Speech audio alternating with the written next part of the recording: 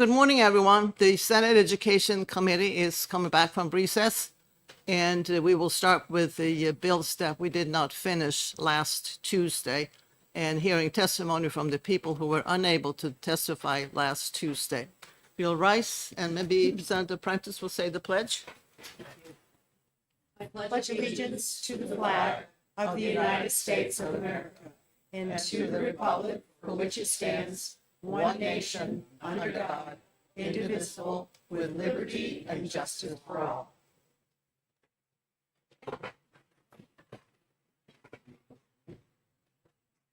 Okay, we go back to HB 1311.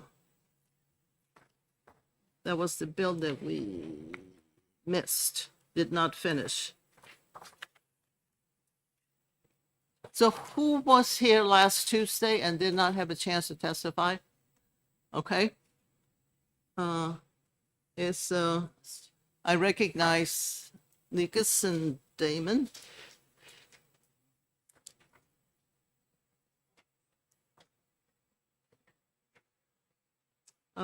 Is Arlene Guantella here? Okay.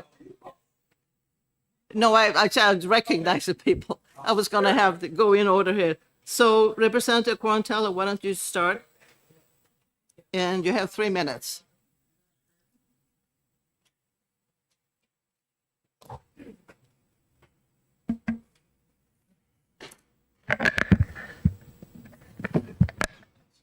Good morning, Madam Chair and committee members. For the record, my name is Arlene Cortiello. I represent Atkinson, and I oppose HB 1311. Those who support HB 1311 refer to it euphemistically as the Freedom to Read bill. These supporters assert that it will effectively ban all book bans, encourage intellectual freedom, and discourage discrimination. This all sounds wonderful until you look more deeply into what this bill really does. It requires school boards to adopt anything goes policies regarding library collections and undermines parents' objections to potentially harmful materials. Parents who thoughtfully request that certain books be reconsidered at their public schools are not objecting to books because of the identity of the authors or characters. They are objecting to books based on their inappropriate content. And yet, a major provision of this bill is that books cannot be removed based on the author's or character's age, sex, gender identity, race, and a number of other protected categories. This provision would only serve to have a chilling effect on school board members who will fear that they might violate this anti-discrimination law by removing a book. As a result, a parent's request to have a book removed due to its inappropriate content would instead end up being denied, having it be denied precisely due to the author's or character's identity. What is even more concerning about this bill, however, is its further prohibition on removing material on the basis of viewpoint. Believing that pedophilia is an acceptable practice is a viewpoint. So books on this topic would be protected by this bill, no matter what the identity of the author might be. Similarly, a how-to book. This really exists, this book, Suicide, Methods for a Safe and Peaceful Death, would be off limits for reconsideration because the author's viewpoint is that all readers should have easy access to information on how to kill themselves. Every book has a viewpoint. It would become impossible to seriously reconsider any book from a library when every book expresses the viewpoint of its author. This bill disingenuously purports to require reconsideration policies. What it truly seeks is to gut the process of reconsideration. Supporters of HB 1311 will tell you that it is intended to prevent book banning. I always use that phrase with the air quotes because it is misused all the time nowadays. And it's certainly misused when describing this bill. I found an article about the Pico Supreme Court case, which surprisingly, where I found it was the American Library Association website. It was published 7 years ago. And I say surprisingly because the American Library Association espouses such bills as HB 1311. Similar bills are being proposed in other states and have been passed. So this article I found, I want to quote from. It emphasized one of the basic ideas from this landmark case, the PICO case. I assume you're all familiar with that one. So I quote, "School boards are responsible for supervising the education of students who are in their care and can remove materials deemed educationally unsuitable or pervasively vulgar." Those last two phrases are from the actual Supreme Court decision.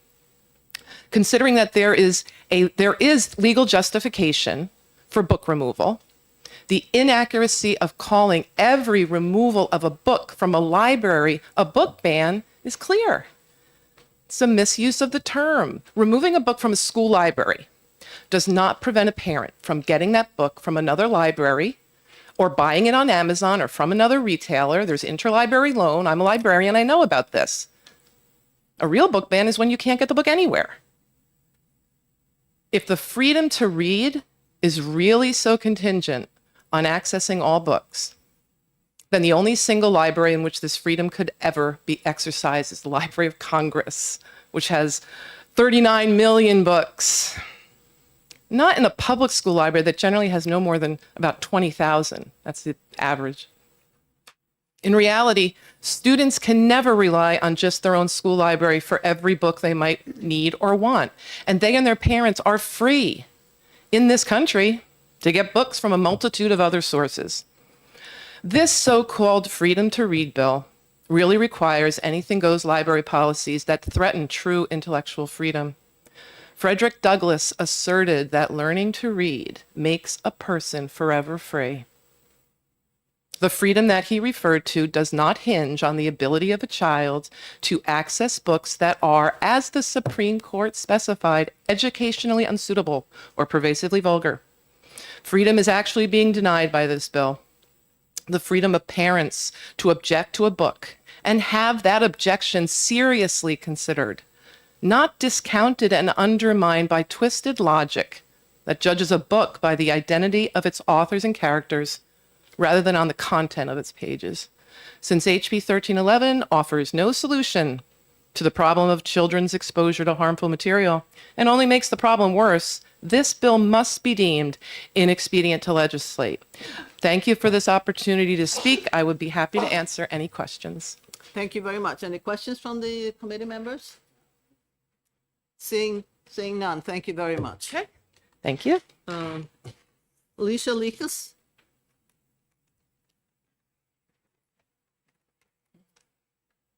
Now, if you have something written down, just give us a summary. But I have.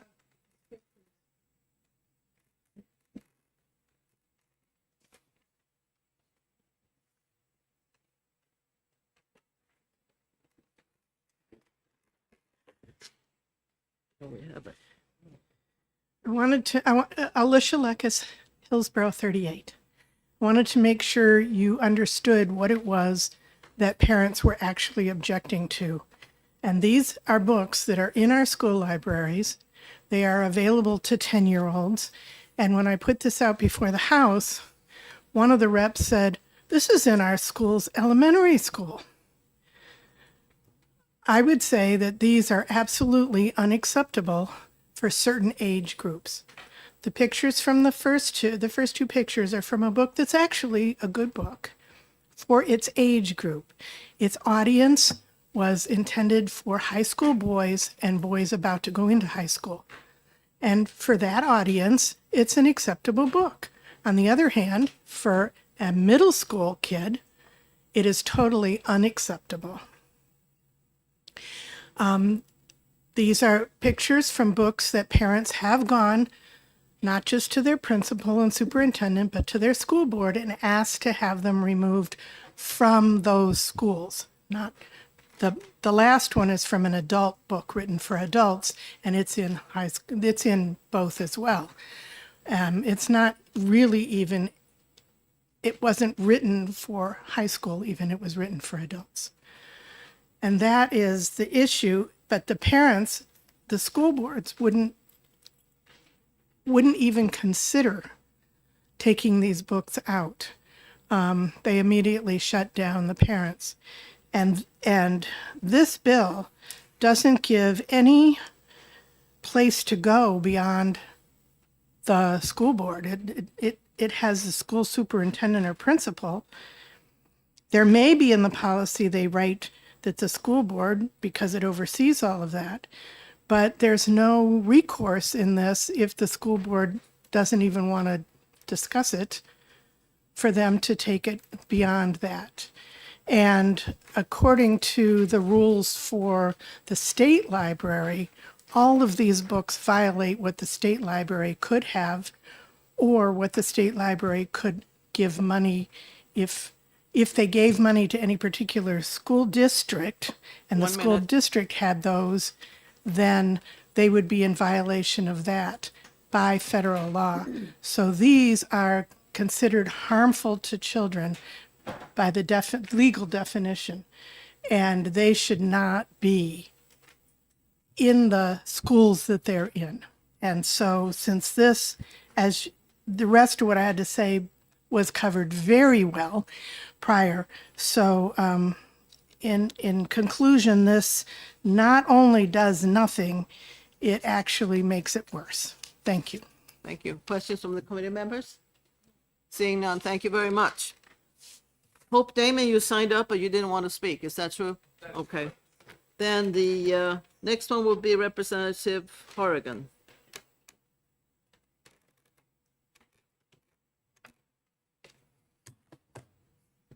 And again, you're limited to 3 minutes. Thank you. I'll try to do that. Okay. So Good. resident Timothy Horrigan. I'm from Stratford County District 10, which is the town of Durham. So I'm very much in favor of this bill. First of all, we're talking a lot about the parents, but there's also the students in the schools. So like when you ban a book, you're infringing upon their right to read. And I don't, and I'm taking that term very directly from the Second Amendment, which, we say, so I think any type of a book ban, you're certainly infringing on it. There are not every book is suitable for a school library, but I think we should err on the side of being more permissive, because the children have the right to decide. The children, they should be encouraged to read a wide variety of materials, not only those that their parents agree with.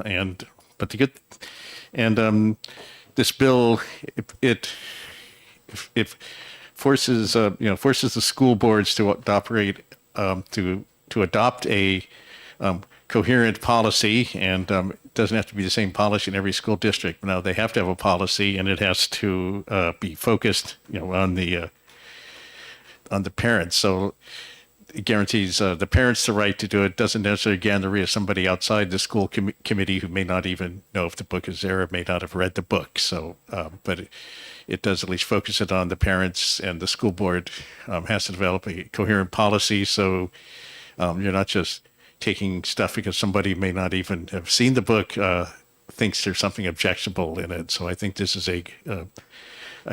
a long overdue bill. I think you should probably just pass it as is, so we don't have to have a committee of conference. But I do notice it leaves out, it only talks about school districts. There's also publicly funded chartered schools, which are public schools. There's also the schools that are publicly subsidized through the EFA program, or the school voucher program, which 1 more minute. So I urge you to protect the freedom of read. So like the children's freedom to read is not infringed. And also say everybody agrees that reading is important. Even many of those who are opposed to this bill did also favor a bill about reading education. So they obviously think it's important to teach kids to read. So everybody thinks it's important for kids to read. And so I would say pass this bill as is. And so this will help create a more orderly atmosphere for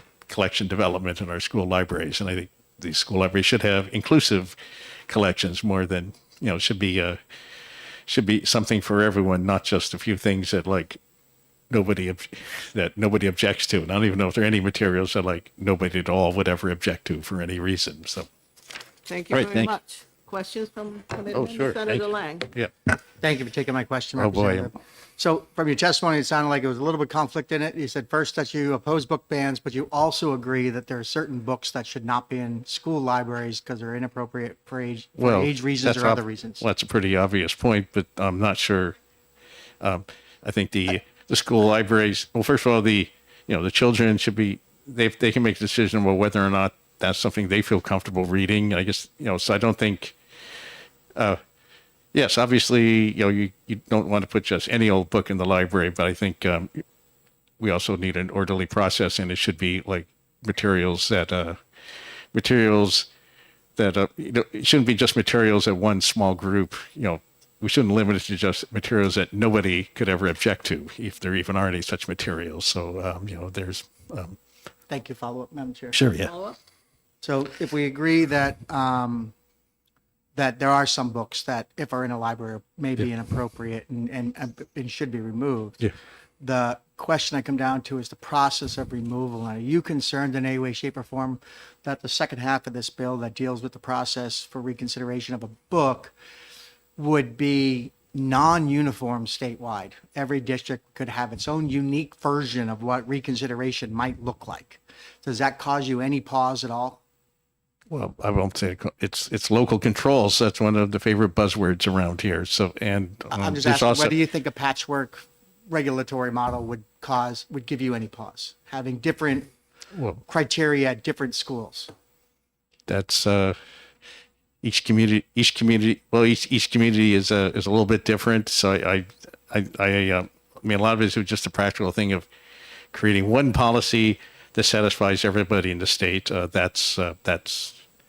That's impossible, but so there should be, I mean, I think already, school libraries, they're not just putting any old thing in the school libraries. There's always a certain amount of selective, and also, and of course they talk about, especially there's a lot of controversy LGBT issues. Just bear in mind, LGBT people have, they have families too. They send their children to school. They pay taxes. So the interests of the taxpayers and that in any other, minority group they're not at odds, since all those minority groups are themselves, taxpayers, have families, and of course everybody is a member of probably one minority group or another. So Thank you, Madam Chair. thanks. Okay. Yeah. Thank you very Good much. answer, but yeah. Nancy Peterman.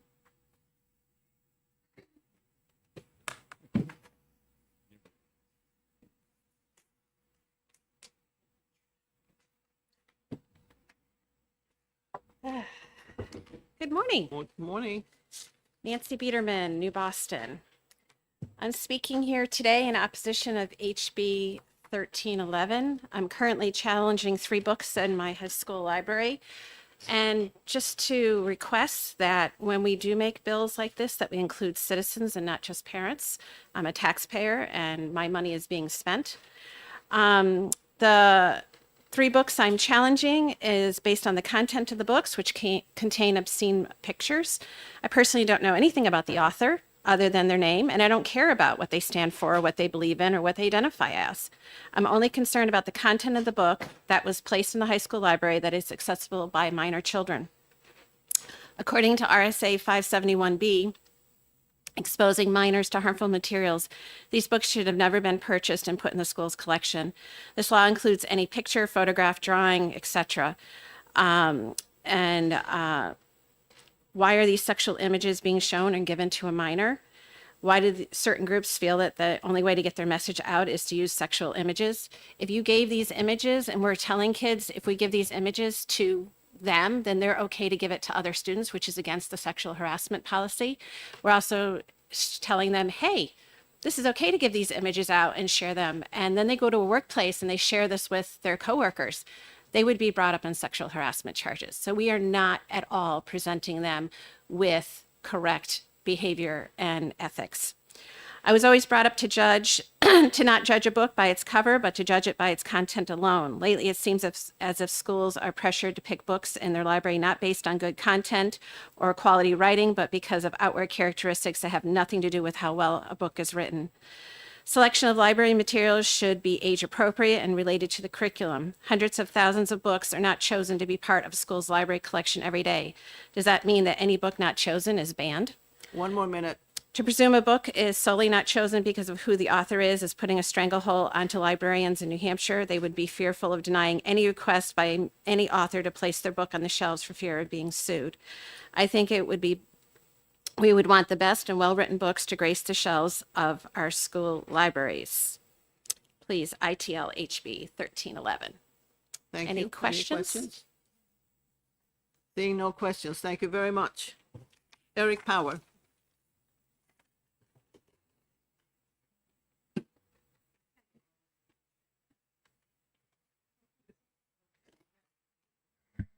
Good morning, Senators. My name is Eric Power. I'm from the town of Brookline. I formerly served as a school board member in the Hollis Brookline Cooperative School District for 3 years. I'm also a father of 2.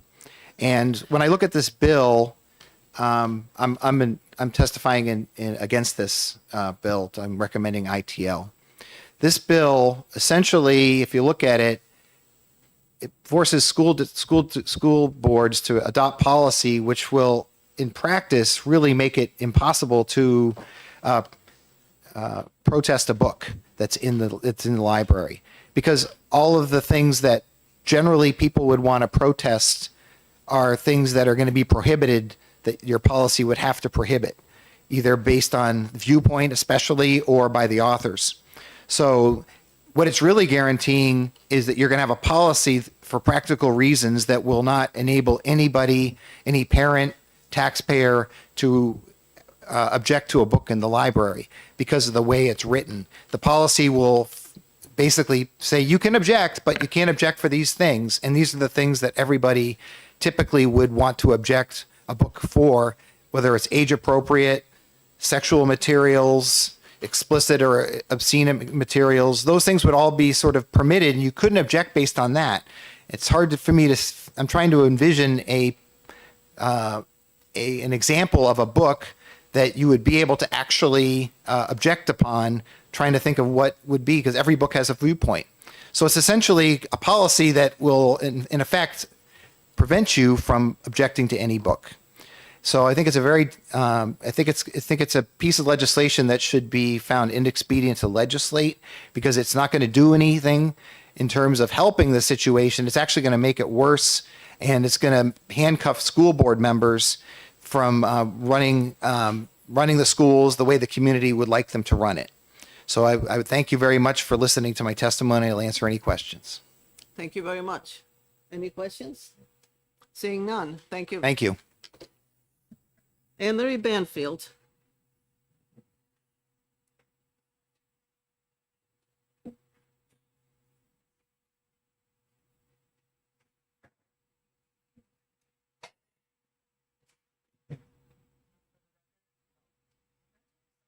Ta-da. Okay. Anne-Marie Banfield, parental rights advocate in New Hampshire, focused on education. Don't want to repeat some of the great testimony that we've heard today. As you know, we have an opt-out law, and so parents can opt out of objectionable materials, and that's normally what I recommend to parents when they find something objectionable. However, what you can see in the content is pornographic, it's obscene, and it crosses the line into child sexual abuse, because if you go to the website stopitnow.org, which is an organization to combat child sexual abuse, it says that if you give children pornography, it is considered child sexual abuse. If your child goes to the next door neighbor's house and they give them some of this content, that you would report that person to the police, and they would conduct an investigation and most likely arrest that person. So there's a difference between I don't like the book, which is what I tell parents, you don't like the book, then you opt out. But then there's another point where it crosses over that line. and becomes child sexual abuse. And that's where I think a lot of these parents are coming from. I know a lot of parents are coming from that because they've showed me in these pictures, and they do cross that line. This is forcing families out of the public schools again. They're going to use the EFAs. They're going to go to other schools because they're not going to tolerate this in their schools. No parent that has ever contacted me brought up the author. I have no idea. I've never even looked at who the author is, so I'm not even sure why that's would be put into law. We have firewalls on Chromebooks, so kids walk around with Chromebooks. They can't access pornographic websites. So why are we giving them pornographic books? This is not a ban. If parents are that interested in giving their children something like this, they can access it. Still believe that that could possibly land them in court or arrested, because I would not want anybody in my household giving my kids that. You know, there's information on how to make fentanyl.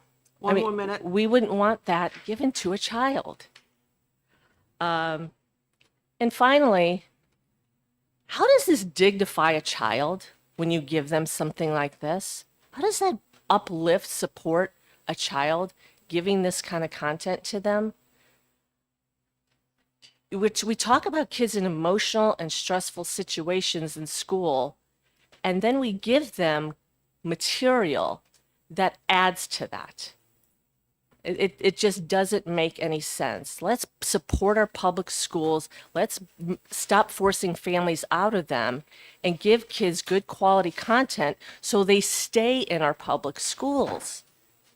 That's all I have to say. That's the message that I'm getting from parents. Thank you very much. Any questions? Seeing none. Thank you very much. Thank you. Representative Nick Germana.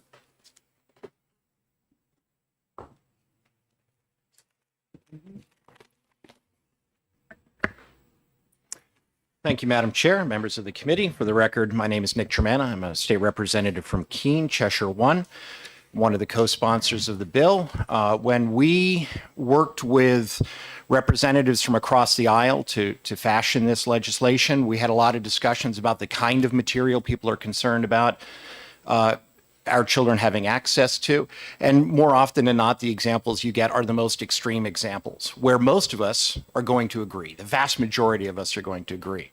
These policies are most important and most difficult when we're talking about areas where there isn't disagreement.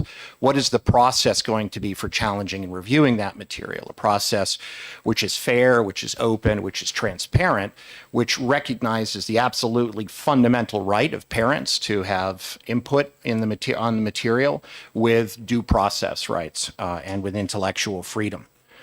The legislation that you are considering is not model legislation. It's not based on kind of bill mill or anything like that. This is a piece of legislation that was crafted at the grassroots from the ground up, talking to people on both sides of the aisle. We had bipartisan sponsorship. We had bipartisan support in the House.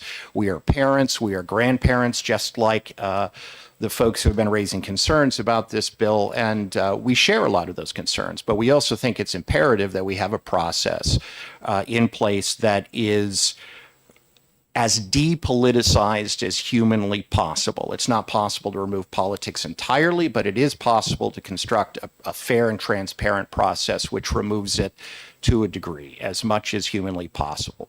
We constructed this bill to emphasize local control in the New Hampshire tradition and to make sure that parents, have not only direct input through these policies on the collections and challenge policies, but they can also directly vote in and remove the people who are making the policies. It's not at a second remove or a third remove. These are the people in their communities that they know, that they vote for school board. They're the ones who are going to be creating these policies. And I want to draw particular attention, not just to the challenge policies, but to the 1 minute collection left. policies, because it's an opportunity for parents to have input, not just on books that are challenged, but books and other materials as they're acquired in the first place. And I want to, with my time remaining, address the question about a viewpoint, which was brought up earlier. I want to emphasize again, you cannot remove a book based on a number of categories alone. Unfortunately, most of the people testifying have not paid attention to that word alone. That viewpoint is in and of itself not subject to challenge, but if it meets other criteria that could follow from a book that supports some of the practices that were referred to earlier, I think most of us would agree those books are likely to be removed. But it's not the viewpoint alone. So I would hope that as you consider the bill, you'll keep that in mind. Thank you very much. Any questions? Senator Lang. So talk about, so again, I'm a process guy. I like Absolutely. define processes, right? It takes out a lot of subjective and has an objective measure.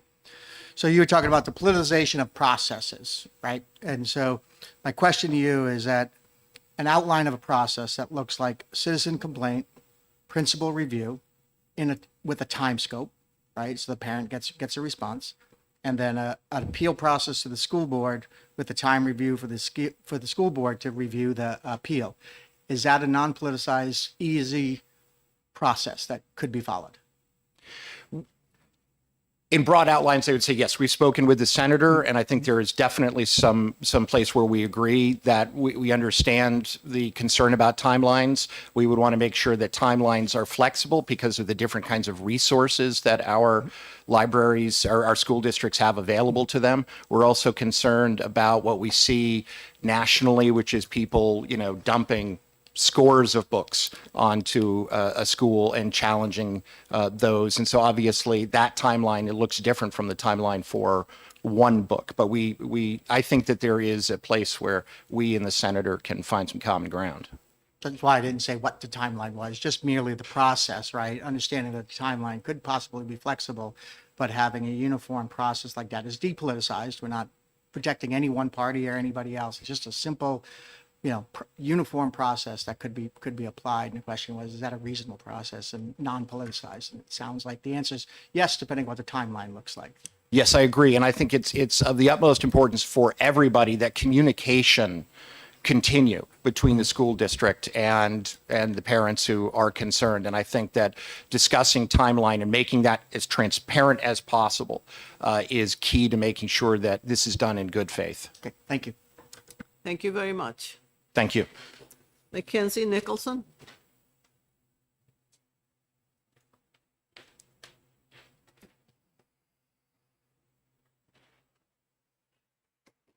Good morning.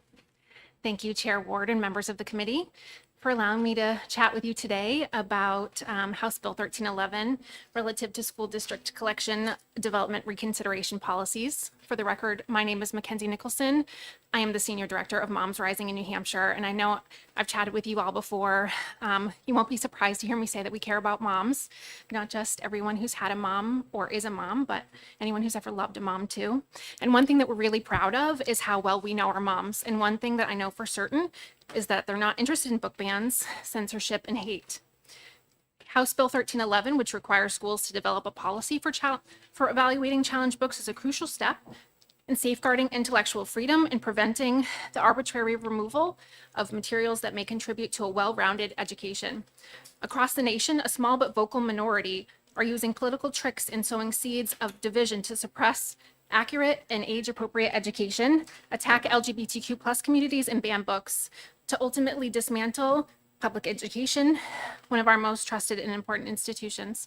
Sorry, I'm nervous today because I feel very jazzed up about this. I'm a mom and I really care about my kids' ability to have the freedom to read.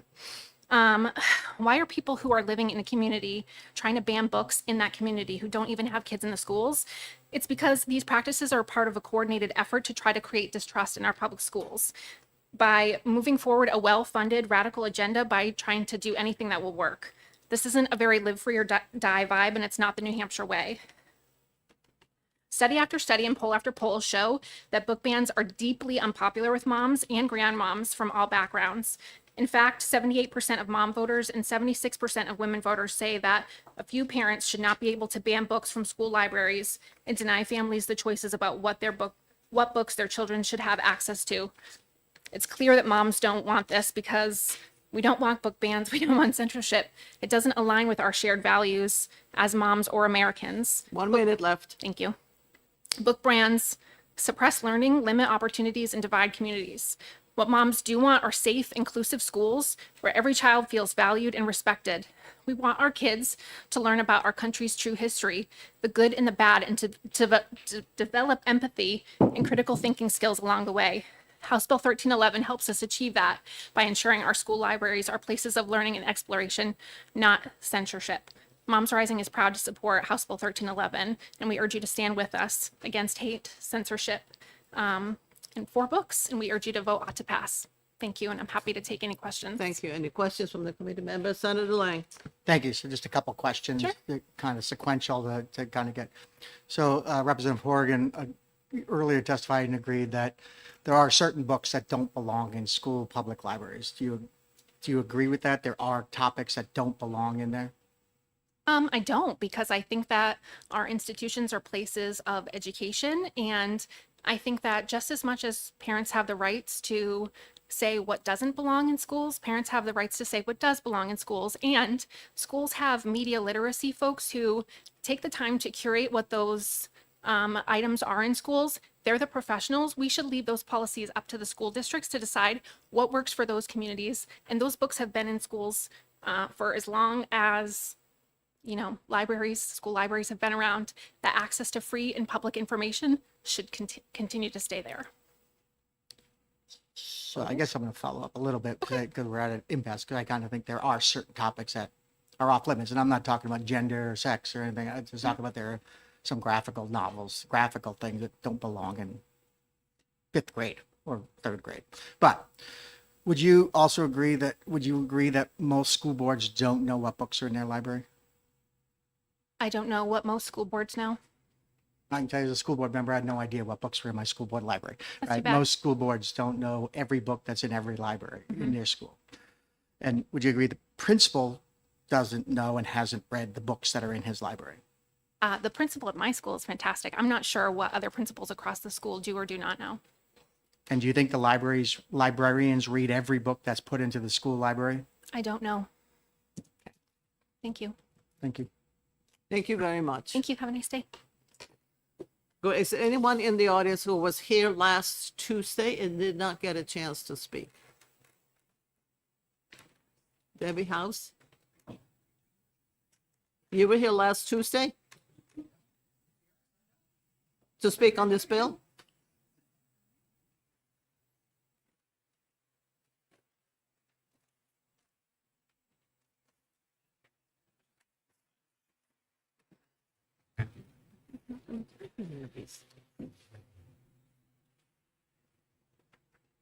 Okay, Okay.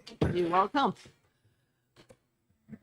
Good morning. My name is Deborah Howes. I am president of the American Federation of Teachers, New Hampshire, and I am here to speak in favor of HB 1311.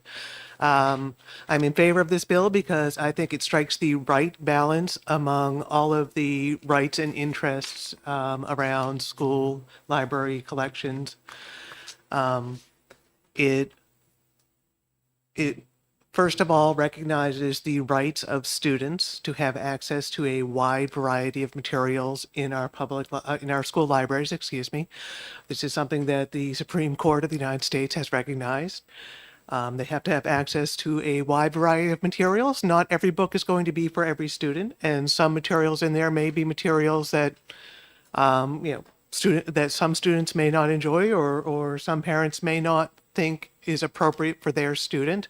But those materials do need to be there, because if one student finds it interesting, helpful, or educational, there is a purpose for it being there. And it also recognizes the rights of parents.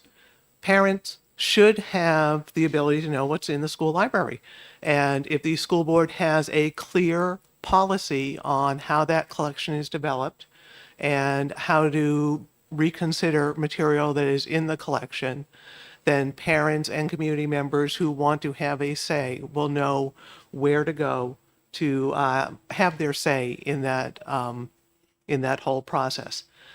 But we have to make sure that in having that say, it is kept within the constitutional bounds, so we are not stepping on the students' rights or on other parents' rights, because we have some parents who feel the line should be drawn here on what goes in that collection, and we'll have other parents who feel it should be drawn over here. So we should not be trampling on any sets of parents' rights on where that line is drawn. As we've just seen this morning, some parents really feel that the collection should be very, very broad, and others feel it should be much narrower on certain topics. But another thing that's very important is that it keeps the control local. 1 minute left. And that does circle back to the students' rights to have a wide material collection of materials available to them, which is a constitutional right, because that is based on local community standards. Your local school board not only has local control over the schools, it also is the most directly representative board with decision-making authority. And they are locally elected. They represent local community standards. And if local people don't like what they're doing, they can vote them out. So that fulfills the local community standards piece of the test of whether a material is actually acceptable. As you know, when you're looking at material and trying to decide whether it's obscene, you have to answer 3 questions. Is it offensive to local standards? Does it have you looked at the material as a whole, not just one passage or one picture? And does it have any redeeming academic or artistic merit? So when we're throwing around words like obscene material, you have to think of all those 3 pieces, not just one Your part time of is it. up. For those reasons, we think this strikes the right balance between competing interests and rights, and we urge passing HB 1311. Thank you very much. Thank you. Any questions? Okay. See no questions from the committee members. Thank you very much. That Gingerly- concludes the hearing on 1311.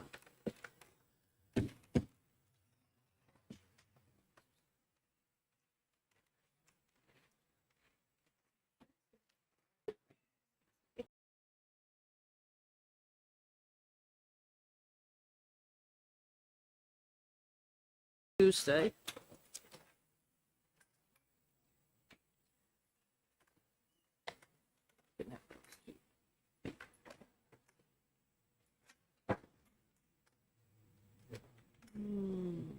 Hope Damon would like to speak.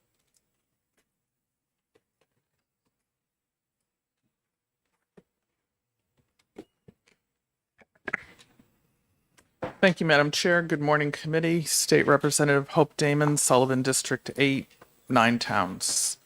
I was a co-sponsor or am a co-sponsor of House Bill 1014 and vigorously supported the original version of this bipartisan bill. I've today signed in as neutral on the current version because the changes that were made essentially have gutted the purpose of the bill, and I do not feel that it will be as productive at all as the original version. So, quite frankly, I'm not sure about process on this, as still a newbie on some things, but I would urge the committee to consider amending back to the original version of the bill. Voting is fundamental to our participatory democracy.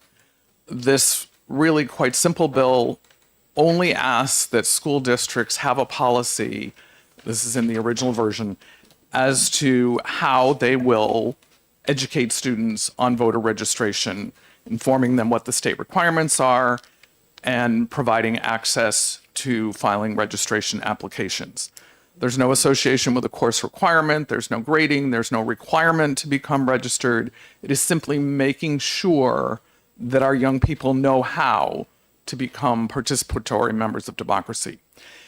In the amended version of the bill, it takes out all of that and simply says, we'll give the students a copy of the Constitution, which we all in this room are probably familiar with. And this other book that I'm holding here is the New Hampshire election laws. I don't think it's cost effective or educationally effective to hand these print materials to students. The majority of them are not going to get into the weeds and read all of this information, and it's all available online at no cost to the state to distribute it. So it doesn't accomplish the purpose of the original bill. Students could simply be provided a brochure as simple as this one, which comes from the Secretary of State's office and tells them what they need to register to vote, where they do that, the how-to basically. Very concise and simple, and that's really all that we are asking to happen in schools. It's been hard to get numbers on how many schools are already educating clearly and specifically about voter registration. It is happening in a number of schools. Anecdotally, it seems like it's 50 to 60%, but I can't validate that for certain.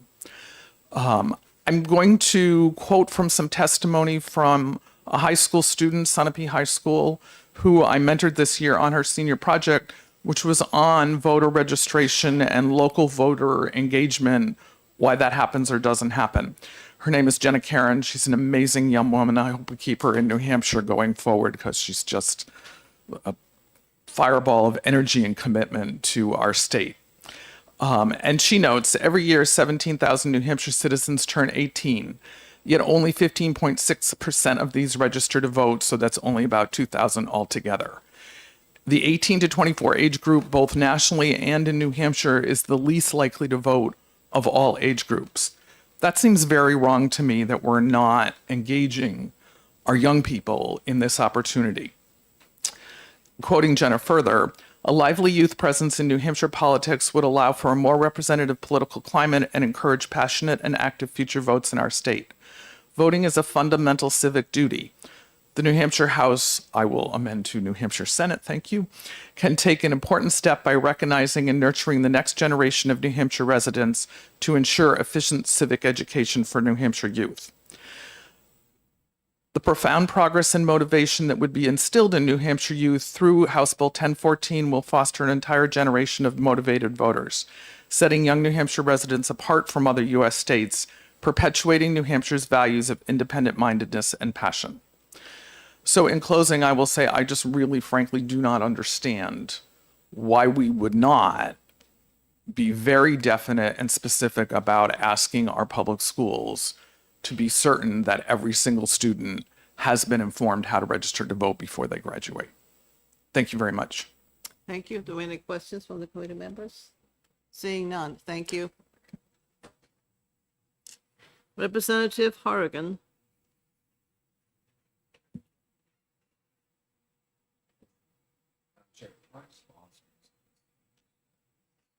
I thought Hope Damon introduced it for the prime sponsor. Who is the prime sponsor? Okay. And your name is? Mr. Page, Mark Page. Okay. I did not know that you were the sponsor. It was not written down here. So I'm sorry that I allowed Representative Damon to go ahead of you. Do you want to say something? Why don't you come up here and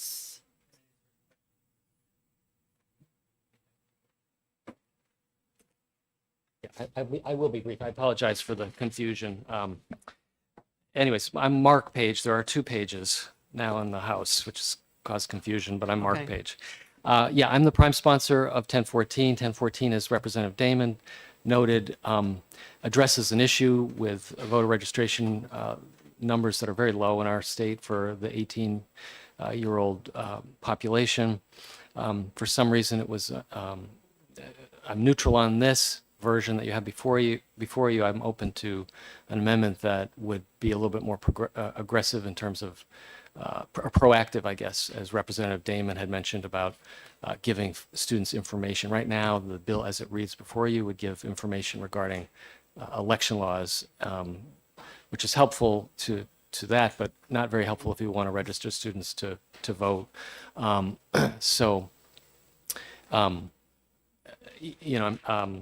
This is a bill that is similar to those in North Carolina, Georgia, Texas. So this isn't unusual.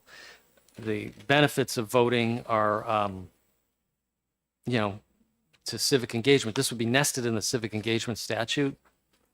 Civic education statute. And the benefits of voting are, for civic engagement purposes, are pretty big. People who vote, people who register tend to vote. People who vote tend to be involved in their communities, library trustees, all sorts of things like that. So this is an effort to sort of get through some of that first hurdle. We've had some success in spotty success across the state, as Representative Damon mentioned, with schools doing this on their own. But this would set a floor. This would ensure that every student graduating from high school gets information about how to vote, how to register to vote, rather than relying on kind of a spotty system that we have now.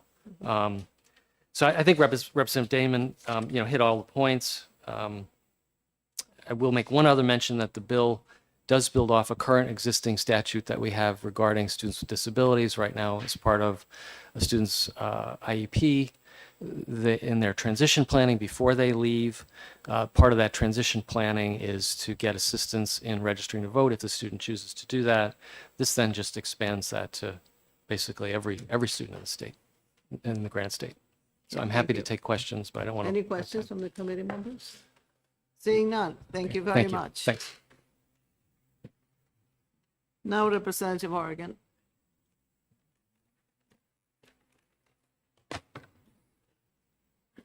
You have 3 minutes.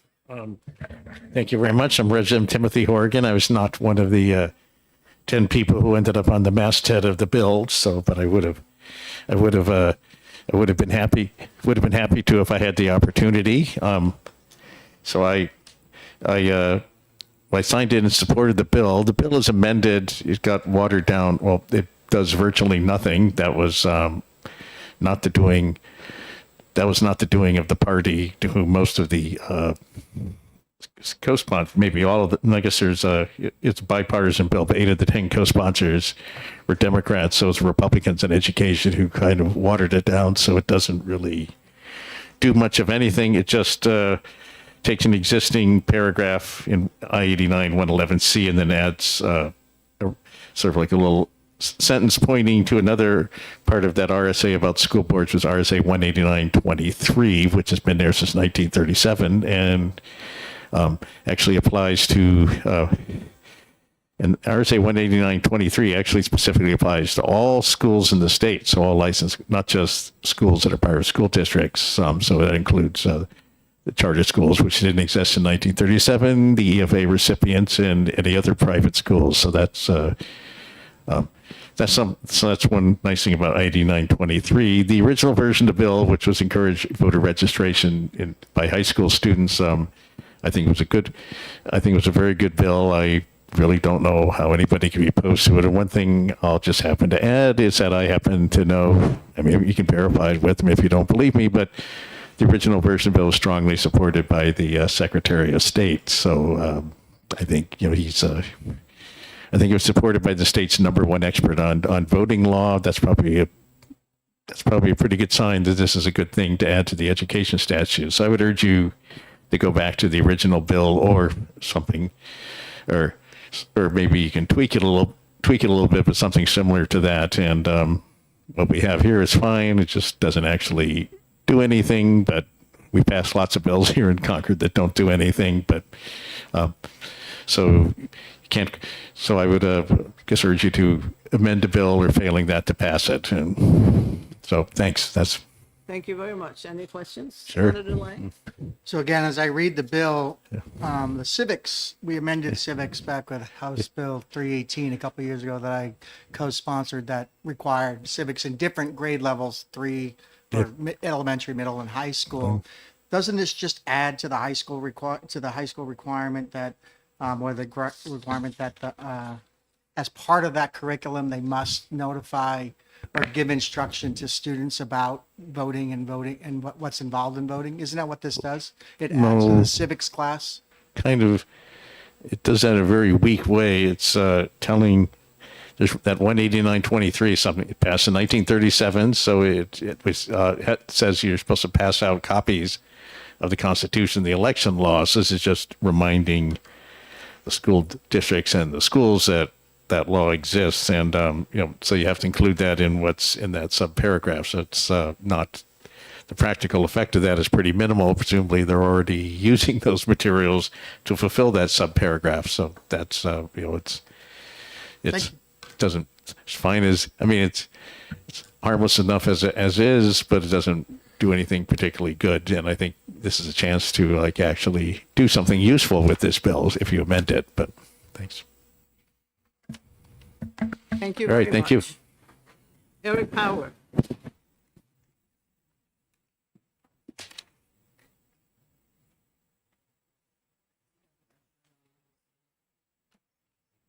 Is Eric Power here? Don't go to Nancy Biederman.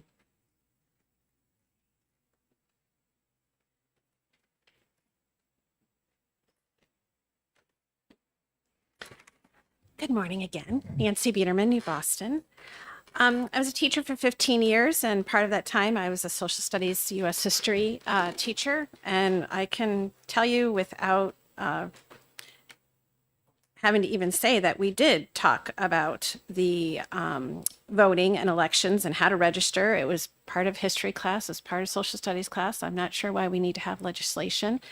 And again, as a teacher, I never looked to legislation as far as what I needed to prepare for my lesson plans. I always went to the Department of Education and their standards and their required curriculum. So if we need to put requirements, I think we need to go through the Department of Education versus legislation. As far as the RSA that they were referring to in this bill 189-23, I did look at section C, and if we do want to make any amendments, I suggest we amend this section because it talks about a democratic government of the United States. We don't have a democratic government. We have a constitutional republic form of government. We are not a democracy. So if we need to do any changes, I would suggest that we do that change first of all. Thank you. Thank you very much. RSA 189-23. Any questions? Thank you very much. Emery Banfield.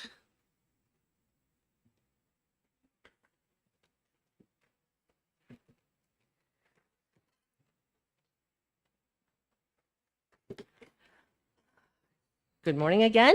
Anne Marie Banfield, for the record, parental rights advocate focused on education. Ms. Biederman kind of explained some of my reasoning. I don't understand why this is being brought to your committee. It should be brought to the State Department of Education and the State Board of Education if they would like to add this to the standards. We're also currently working on the civics book. If you're, I'm sure, familiar with the law that recently passed, and they have all, I've gone to one of the meetings and they are discussing content to include. So why wouldn't you go to that place if this is something that should be included? And I think one of the reasons why you want to address it in the standards is because it allows a vetting process. It also allows for teachers to weigh in. I'm not saying that the content isn't good. I'm not arguing the content, but you're putting it into a law versus the standards. And the standards is a process, and it goes through the process with teachers because maybe you want to expand this. Maybe this is good and you actually want to expand it. Maybe you want to, well, I mean, Ms. Biederman also brought up the fact that, you know, you want your government properly labeled as a republic versus a democracy. So I think that it's just in the wrong place, and I think it deserves the vetting process that you go through when you develop a set of standards. I have personally gone into schools at the invitation of the social studies teacher, and one of the subjects I speak about is the importance of voting. It is clearly important for, I think, everybody probably in this room and most people. So that's not debatable. The problem is are we going to legislate everything that should be taught in the classroom? That needs to be put into standards, and then the teachers go and find curriculum that aligns to those standards, and then the test is aligned to those standards. So that's basically what I wanted to say. Is I don't think that I think we're getting to the point where, you know, I've got a lot of things I'd like to add to the classroom. But do you want me coming here every week saying, you know, here, I want you to add this, I want you to add this, I want you to add this? Is that the purpose of our laws? Or is the purpose of our set of standards where we should be addressing this? And I know that we already have some standards that do that, but I think we're getting to the point where the legislators need to push back and say, take it to the proper place where they can vet this and they can set a good set of standards. Because again, I'm not arguing that this may not be good. They are good, but I just don't think that this is the place where we do it. So I don't want to repeat myself. Thank you for taking my testimony. Thank you. Any questions? Seeing none, thanks. Thank you. Catherine Langill.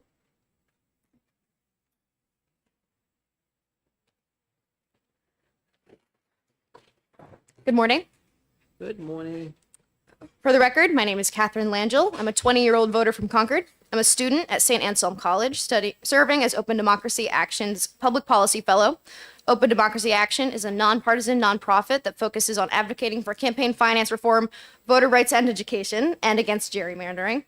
I approach this not as a teacher or as a lawmaker, but as a student. I graduated it from Concord High School, public high school in 2022, and I'm currently a college student. I have a minor in education. I'm studying psychology, so this is near and dear to my heart. I offer a neutral testimony on HB 1014.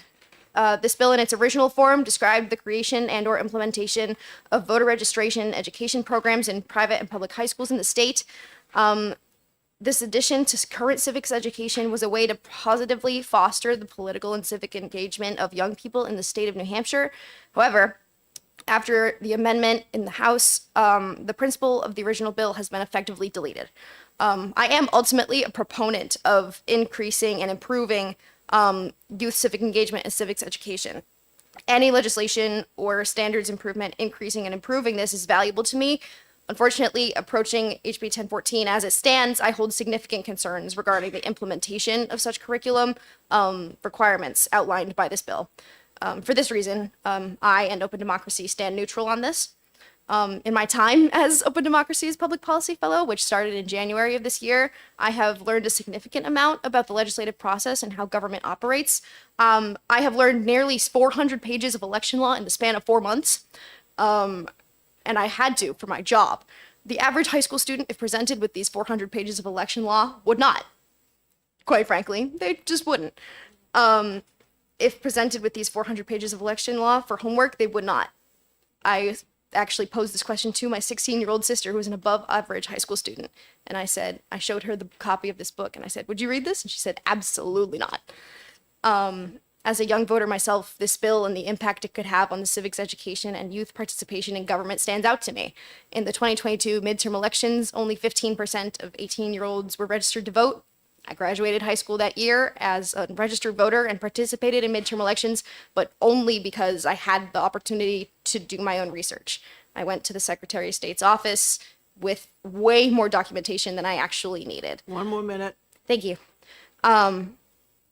I urge this committee to take a closer look at the potential effectiveness of this bill and consider amendments to return the bill's focus back on youth voter registration education.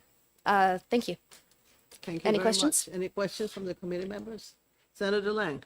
So I'm reading 18923, which doesn't talk about distribution to students. It talks about distributions to teachers of history and civics in upper grades and to teachers of U.S. history in junior and high school. So 19823 doesn't say every student gets one. It just says that every teacher gets one as part of their class. And then as you read the section that they amended here, it looks like the only thing this does is under the instructional part. We have a whole list, A through J, of things that must be included in civics. Mm-hmm.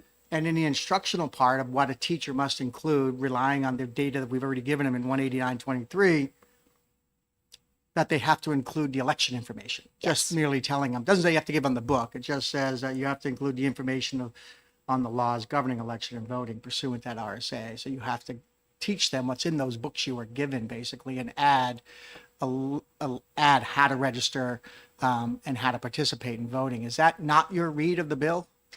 To me, the bill reads, this shall include information on the laws governing election and voting. It does not say anything about registration to vote. And that's concerning to me. Okay. Senator Prentice. Thank you, Senator Warden. Just a little, thank you for taking my question. A little bit of follow-up on Senator Lang's questions for you. So if we went back to the original bill, because this is the amended version, it was about the voting and the voter registration process. Yes. versus the handing of these particular manuals and documents to students. Yes. Correct? All right. Which do you think is more worthwhile? To me, it's the first bill because it aids students in the actual learning and implementation. Because just reading something or just being told something or spoken at about something is different than being spoken to about something, and that to me is the difference. Does that make sense? Yeah, it does. Thank you. All set? Yeah, I'm good. Thank you very much. Thank you. Now we have Madeline Page.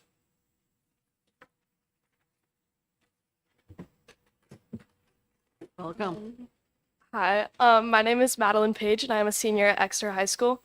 I'm organizing a voter registration drive at my school. As an almost 18-year-old and soon eligible voter, I saw the lack of information that was provided by my school district. This is something that affects me personally, and I would like the legislature to help in the process of young people registering to vote, and that's why I'm testifying today. Yeah, that's kind of. I'm just here. That's your testimony? Yeah, I Okay. guess. Sorry. Okay. Yeah. It was so short, I wasn't sure. Sorry. No. Yeah. Senator Prentice. Thank you very much, Senator Ward. And it's Madeline, correct? Yes, ma'am. Yes. And, yes, sometimes less is more. So let's take this right to the point. You're a current high school student. Yes, ma'am, I am. Okay. So reflecting on what I asked Miss Langell, similar, because although you're not in high school, you're a little bit old, you're not too far away from it. What do you, original bill versus this version, what do you think is going to serve our students, our soon-to-be voters best in terms of the civic perspective of this bill? I prefer the original version, and the prior bill would not only help my efforts more, but also giving information to my fellow peers. A copy of the election laws will not be as beneficial than the actual legislation that focuses on the specific efforts of setting up of voting and registering. Registering to vote can be an overwhelming process for young and new voters, and this direct and specific instructions can help the individual student when they are to be better equipped to join the civic process of voting. So. All set? Thank you. Thank you. I just want to mention something. I have seen the book on election laws, but it's 3/8 of an inch. How many students do you think would actually plow through it? I personally don't know any students who would read a book on election laws. I think that direct and instruction from a teacher that is built into the standard or built into the learning while you're a high school student is more valuable than a book of election laws. And Personally, maybe the opportunity to ask questions, to clarifications. what it yes, means. yes, ma'am. That's Anything else in here? Thank you very much. You're welcome. That concludes the hearing on House Bill 1014. Now, from last Tuesday, we pick up the last bill, which is House Bill 1450.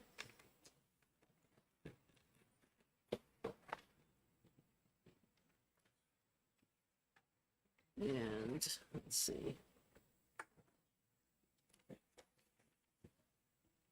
The bill sponsored Representative Ladd.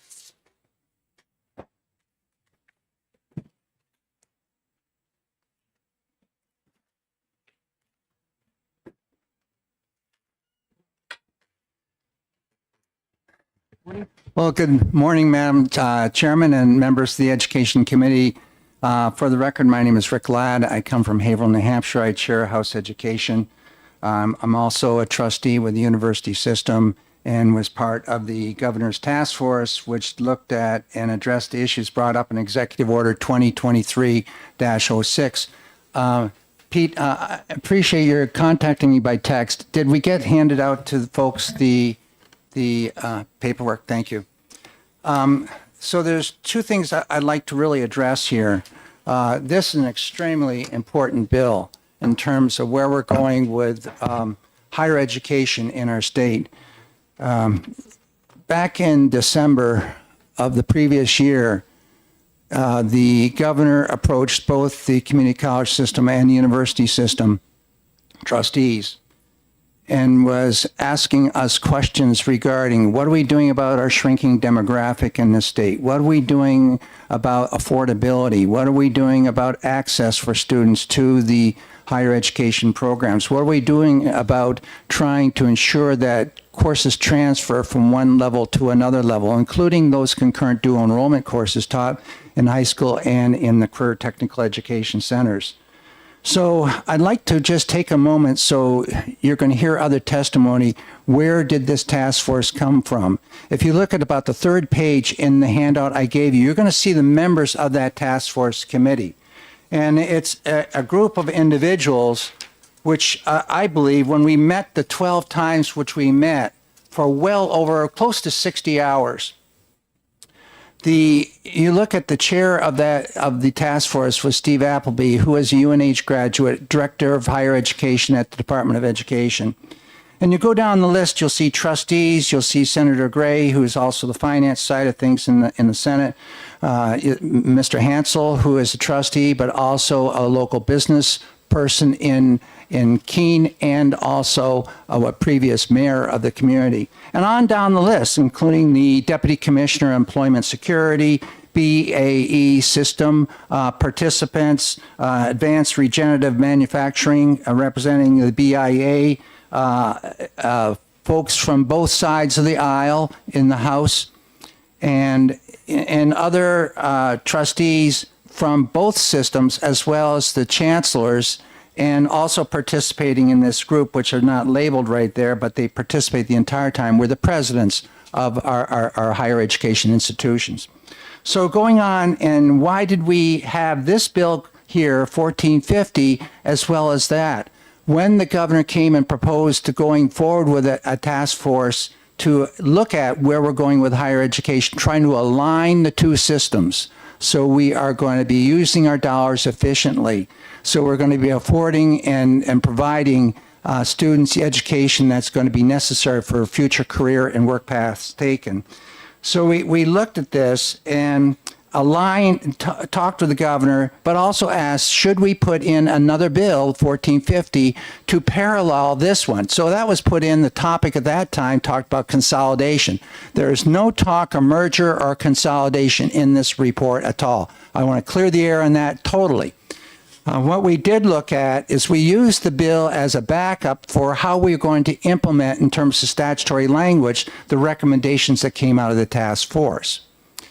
And the recommendations are quite thorough. You can look at the report, you can see the executive summary, you can see the process and procedures which we had. You can skip to page 14 and see some of the short-term goals, which in the first three, under each bullet, you can see the first 3 or 4 words tell you exactly what that goal or short-term objective was. So the bill further requires the university system and the community college system, board of trustees, to collaborate, to work together towards implementing the goals and the findings of this report in terms of how we're going to go forward and move with higher education in the state here today. The chancellors of both systems, in other words, Mr. Chancellor Mark Rubenstein and the Chancellor Provencher, excuse me, have been tasked to collaborate and meet quarterly with the Oversight Committee, which we have here in the Legislative Oversight Committee, and tell us the progress which is going on this flight path with these benchmarks going along the way. Show us what's the progress we're actually making towards achieving these outcomes and findings in the report here. We're looking at increasing opportunities for students to attend school. We're looking for accessibility, improving accessibility, looking at the financial costs. The extreme costs to attend higher education today are exorbitant, and many students simply cannot afford that. We're looking at minimizing duplication between the systems, so we're not replicating what we're doing in Institute A versus Institute C here. And so we can share and do much of this either online or meshing that together.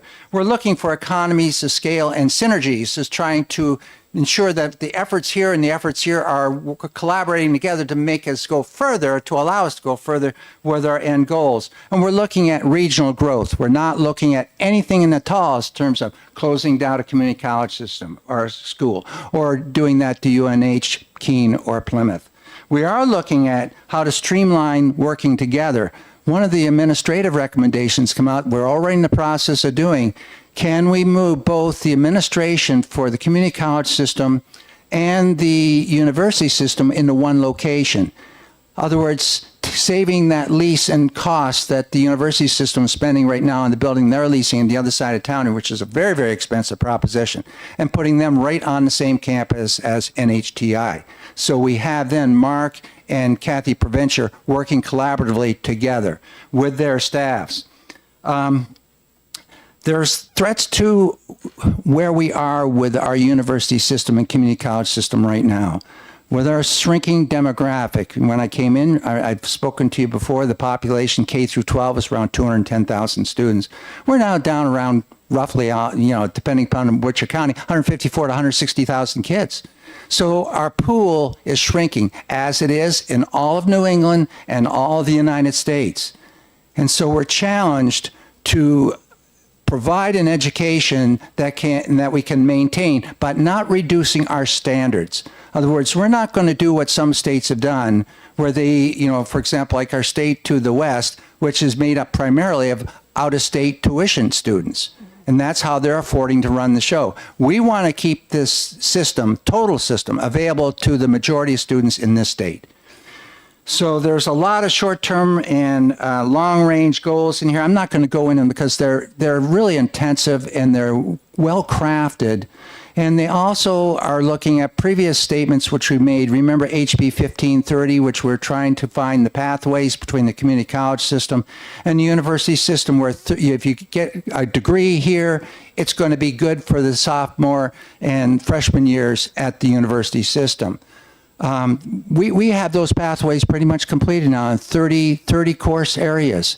We're still finally trying to finish out some of the engineering classes, because that is primarily been taught at the University of New Hampshire. Although when I worked with the university folks just this last Friday at Plymouth State, I was just amazed at the research center they have dealing with weather forecasting and meteorology. And they have a room with a huge computer system on it. It's like going into Homeland Security. And those people are being picked up by the FAA and all kinds. So we're doing research in all our schools, including NHTI. We're collaborating now. This is a bill which is going to support that and allow us to put our dollars where we need to. We have a lot of facilities out there. Some are, we have deferred maintenance. We're addressing that issue. We're dealing with those issues where we may have space available in the community college system, or we're working at getting the CTE program, working closer with the community college system and the university system. So this is a report. We took research from other states. We saw that mergers aren't working elsewhere. It's going to be something such as this, which is going to move us forward and keep us competitive with the rest of the nation. So I urge you to please support this bill and move it forward. It's in conjunction with the governor's task force and is wholly supported by the university system and the community college system and the career technical education systems of our state. Thank you. Thank you very much. Any questions from the committee member? Senator Lang.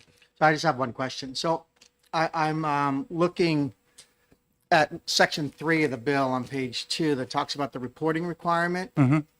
And I guess my question is, we kind of, in section 1, we identify 8 items there, 1, 2, 3, 4, 5, 6, 7, 8, I think it is 8 items, A through G says, these are the things we want you to work on, but then we don't reference those in the report. We say, go work on what the task force said to do.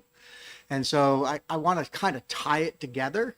And so my question is, would you be okay if we looked at section 3 and tied that back to A through G and say the report must, the quarterly report or annual report must show A on each item, A through G, any progress, or the plan or any progress rather than leave it to this nebulous, you got to file a report. Those ABCD that you're looking at, where we initially put that together, we lifted that from the state system in Georgia and put it in our bill and put it in the governor's task force. We worked together on that. I worked very closely with DeJurius and the governor's staff. In looking at that executive summary report, which we have in, if you read through this task force, we are referring back to those affordability, access, transferability, all those issues which you're seeing in A through down the list there.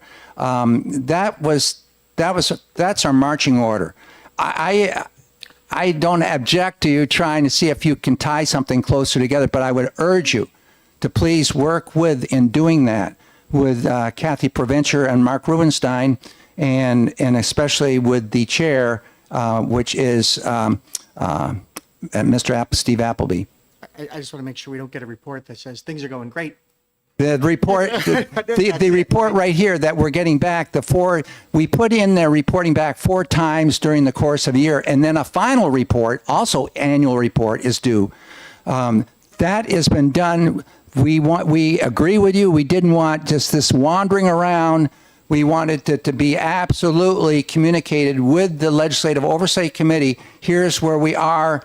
And I worked on something like this with the state of Alaska, which you're familiar with. I worked with UAA and UAF.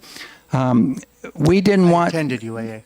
Yeah, and UAF is outstanding. In fact, we are working with UAF through UNH right now on looking at what the Aurora Borealis and putting our missiles and technology up in the sky. And UAF is Poker Flats where they're doing that. Getting back to topic here, though, in looking at this report and how we set it up, we wanted these short-term and long-term goals reported back, and the oversight committee, of which on the oversight committee now we have several of the reps that are listed here as participants are on that oversight committee. So we are aware of what's in the report. We're going to be asking those questions. If we don't ask those questions, we're going to get something wandering around, and there is accountability. This report, I felt very, very comfortable with the end of this, especially when we're working with the Deputy Commissioner of Employment Security, with Nick Tombas, who was HHS Commissioner. They echoed the same things. So if you can make it better, we're all for making it better, Senator. I would ask you to just work with the folks I suggested. Thank you. Any more questions? Thank you very much. Thank you very much, Madam Chair. Representative Horrigan.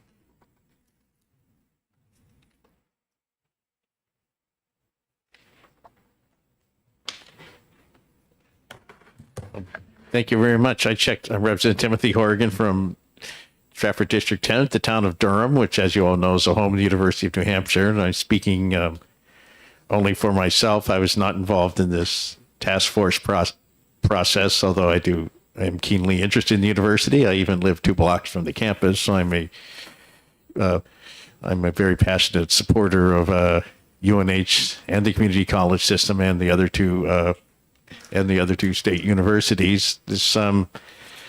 And I guess I did. This bill, I think, if I recall, did pass through the House on consent, so I did vote. I did vote for it. I mostly just think I think this whole thing is unnecessary. All these goals, they're laudable. I know, and I certainly support them. I know everybody at all the USNH and Community College of New Hampshire facilities support those, but I'm not sure. It seems just sort of like I don't know what's accomplished by putting all this, in the RSAs. This is something that they're already doing, aside from making them keep writing, spending a certain amount of resources, which are very limited on this report. So who's going to read the report? What's the purpose of it? That's kind of unclear to me. But and I guess probably the best certainly also don't know if we feel comfortable like going, linking this to a task force, a very valuable group, I'm sure, and they mentioned executive order from a governor who's in a few months is no longer going to be the governor. So I just, this bill is harmless, but I think it's I think it's unnecessary. And then some of the specific goals, like eliminating duplication of programs. Sometimes there's a value. Often it's necessary to have multiple programs that cover the same ground because each institution has a slightly different mission, so they have a different approach to it. So I'm not going to lose too much sleep over it. I probably shouldn't have checked off the box at all, but I would just say this bill is unnecessary. So there's nothing to be gained from passing it. Although I'm sure the task force report is very interesting and certainly well worth reading. One specific issue, just because my father was a professor administrator at UNH about moving the chancellor's office. That's issue's been going about 50 years. They've moved the chancellor's office around to all sorts of different places, and it hasn't functioned any better or worse in any of those locations. So I'm not sure if moving it to the NHTI campus, that's a good location for it. That's fine, but I don't think that's going to make any much material difference to how the chancellor's office does its work. But so anyway, so that's my 2 cents on the bill. So I'd be inclined not to pass it. Although if it does pass, that's fine with me. No harm is done by passing it. So thanks. Thank you. Any questions from committee members? Yeah. Thank you very I much. certainly support both systems, and all the goals in there are very, very good goals. And we definitely, anything that makes our system of higher education stronger is a good thing. But I don't know if this really helps. Thanks. Two ladies sitting in the back row. Any one of you want to add anything to this?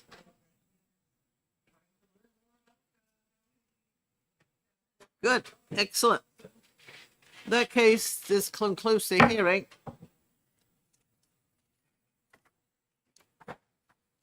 And I think we're going to take a 5-minute break, and then we'll go into executive session. Is that okay?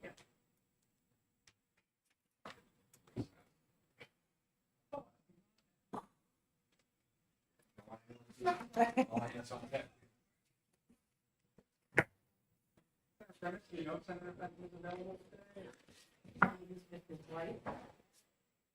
me see if they've been cleared. Who's coming in?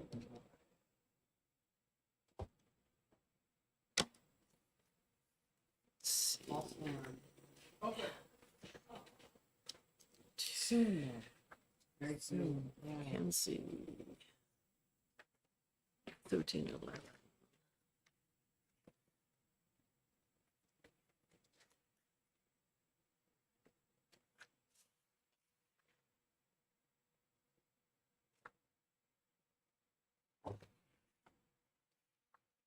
You got one from 1311, right? 1311. Okay, let's put this over here. 9 months. Lies.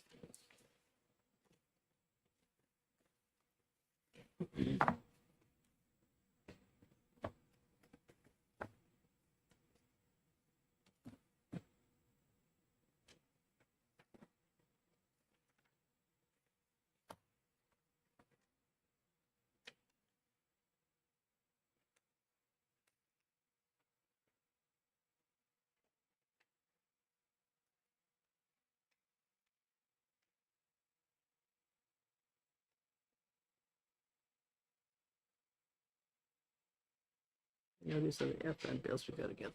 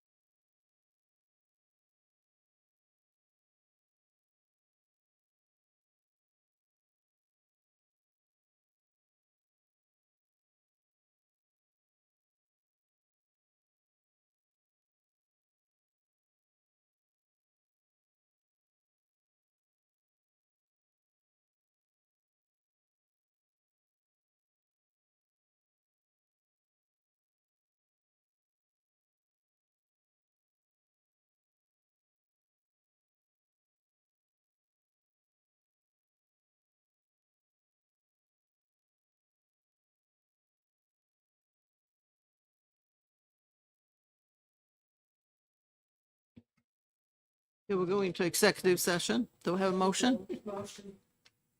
Second? Second. So we go into executive session and, pardon? All those in favor of executive session? Aye. Aye. All of us are in favor of executive session. Senator Fenton is not available, but we do have to get all the FN bills out. So I guess we can just take them in a row. 1288. Madam Chair, Yes. I move interim study on 1288. Second. We have a motion and a second on 1288. You get my, So, Madam Chair, if you remember, this bill was about a due process rights, and there was a question on whether or not it got into some collective bargaining problems, and then it also trampled on some areas where there's some difference between the university system's current practice. And so I think interim study is the appropriate motion here. We can take a look at it, maybe decouple the faculty from this, which will take care of the collective bargaining problem, and then take a look at it maybe next year after we've done that. we have a motion and a second. Discussion. Any discussion? Senator Patches? No. Okay.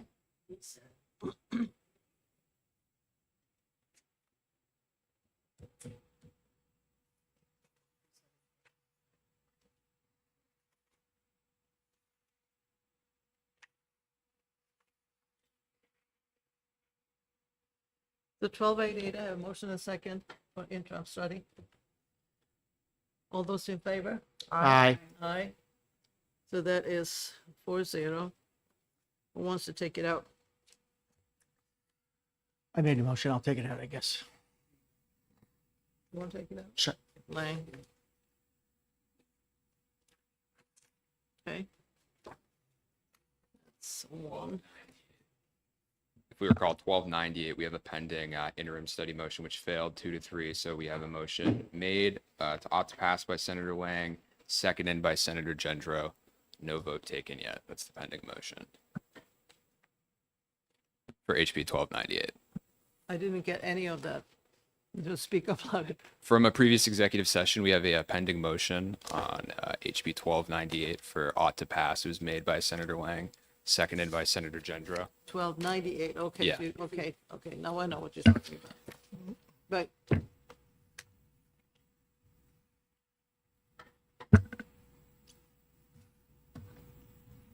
Or are we, so this is the part-time teacher bill. Are we back in that place where a motion has been made and seconded and a committee amendment could come in? Yeah. Okay. we have a motion and a second, and we have a committee amendment. Number, Actually, first we have Madam Chair. 16, Senator Fenton's wants to bring his amendment Yeah, forward that's first.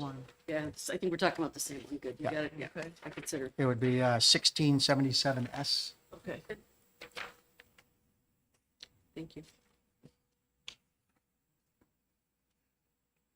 All right, Sue, are you moving that? Yeah, I'll move, I'll move Senator Fenton's amendment, 1677, I'll second it for the purposes of discussion. 1298, I think. Okay, discussion on amendments 1677. I mean, this just, what it does is it supports creating a pathway, but it makes, it doesn't require permanency, or it doesn't advocate or support permanency of this. It does it for a 2-year period to get the ball rolling.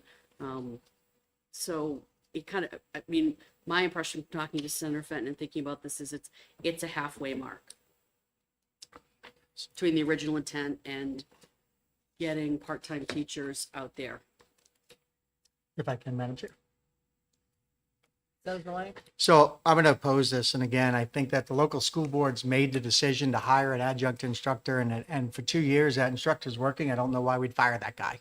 That person who's in the school system working and functioning well within the school system. So it doesn't seem logical to me that, especially given a teacher shortage, we'd create a provision of law that automatically fires a teacher after 2 years that have been accepted and working well within the school system. I'm happy to take that on. May I?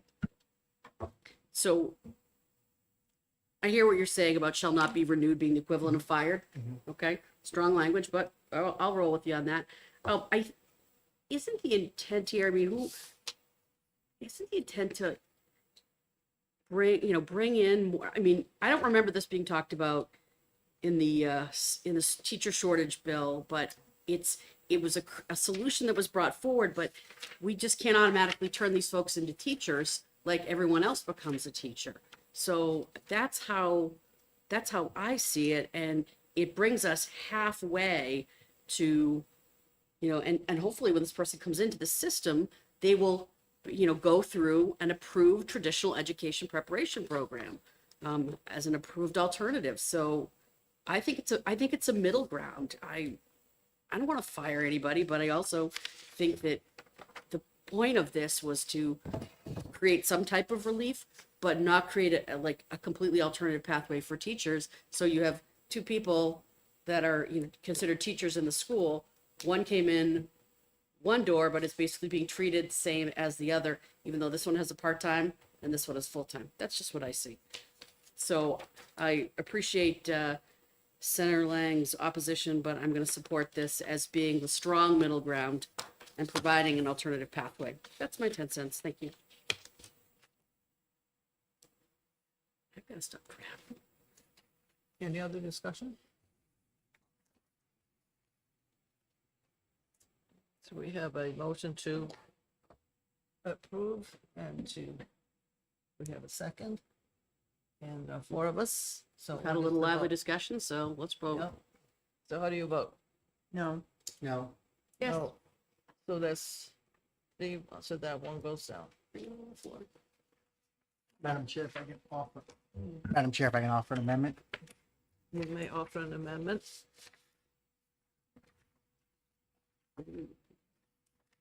So, Madam Chair, as you know, the Senate's already taken a position on part-time teachers and what we think about part-time teachers.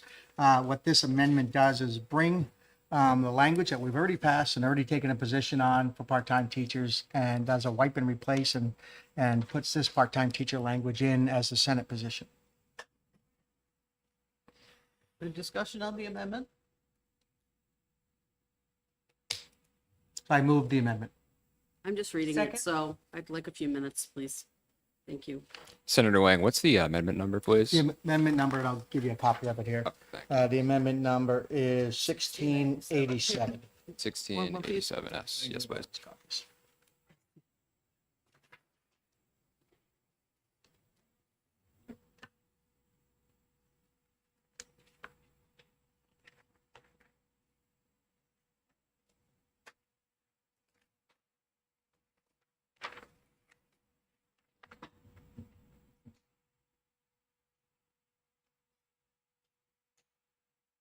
So again, Madam Chair, this is a bill that the language is from a vote we've already taken and a vote that's already been taken on the Senate floor and is this current Senate position.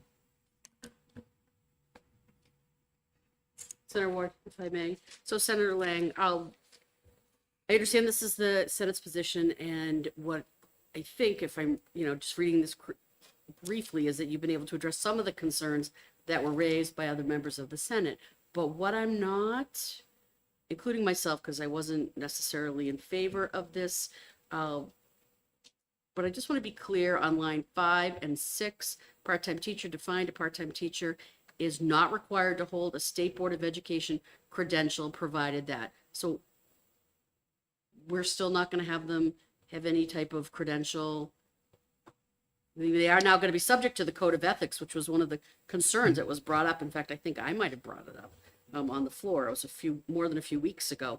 So it's creating this pathway, but say they don't have to have the same credential that somebody else is teaching in the same school has to have. And they could continue to do this forever and ever and ever? Correct. In a part-time status. Again, so this goes back to whether or not you trust your local school board to hire and retain people who work within that system and is able to provide a service to the school. Again, who may not be a certified teacher, but teaches a great business accounting class, and they could hire the professional in, or an art teacher. or a PE teacher, bringing a football coach on part-time to teach PE if they needed a half a position, right? And so, again, the goal of this is to fill positions that local school boards can make the hiring decision, which they do now. And if the person doesn't work, they could be terminated. If the person works, they can keep them. It doesn't create a criteria. Either way, it allows it at the discretion of the local school board. Senator Ward. Senator Prentice. Thank you very much. So Senator Lang, thank you. The safety concerns, some of the different, tied to the code of ethics, that those have now been handled. And I am all for local control. But at the same time, I think what we're saying here is this can just go on and on and on, and you never have to become a teacher. So what's stopping through the traditional pathways? So what is stopping school systems from just employing all sorts of part-time teachers and never, are we going to degrade or pull back on what it is to become a credentialed educator in this state by making this a permanent, not a temporary solution? So That is my concern. Thank you for your question. So again, in statement is that, again, the question is, do we trust local school boards to hire people that can do the class and teach and then maintain a standard? We hold them to the code of ethics. We require the criminal background checks. And at that point, it becomes whether or not the person can teach the class. If the person can, if they hire somebody and they can't, the school board will get rid of that person. You either trust that they will or you trust that they won't. I think I trust my school boards to be able to say this teacher's working and we can keep that part-time shop teacher, PE teacher, art teacher, computer science teacher, whatever it happens to be. Again, and it expands the role of what's allowed. So I think that it's a reasonable measure. It puts trust in our school boards to keep the standards and not lower the standards, and but gives them a pathway to be able to give classes that they may not otherwise be able to give because it would require a full-time teacher. Senator Prentice. All right, thank you very much. One more time. So I am not saying that I don't trust local school boards or local decision-making.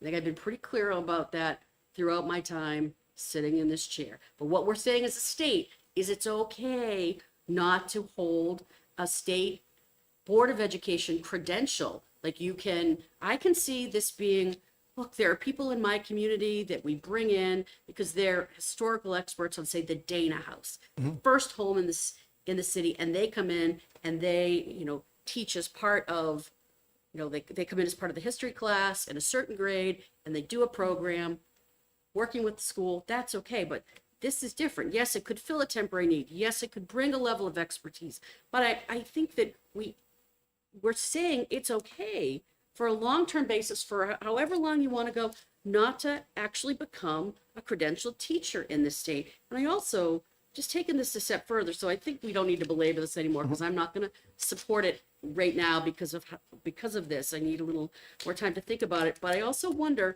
on the collective bargaining, which you spoke about so eloquently when we were talking about what's happening at the university system, where are we with part-time and full-time, and who's credentialed and not credentialed?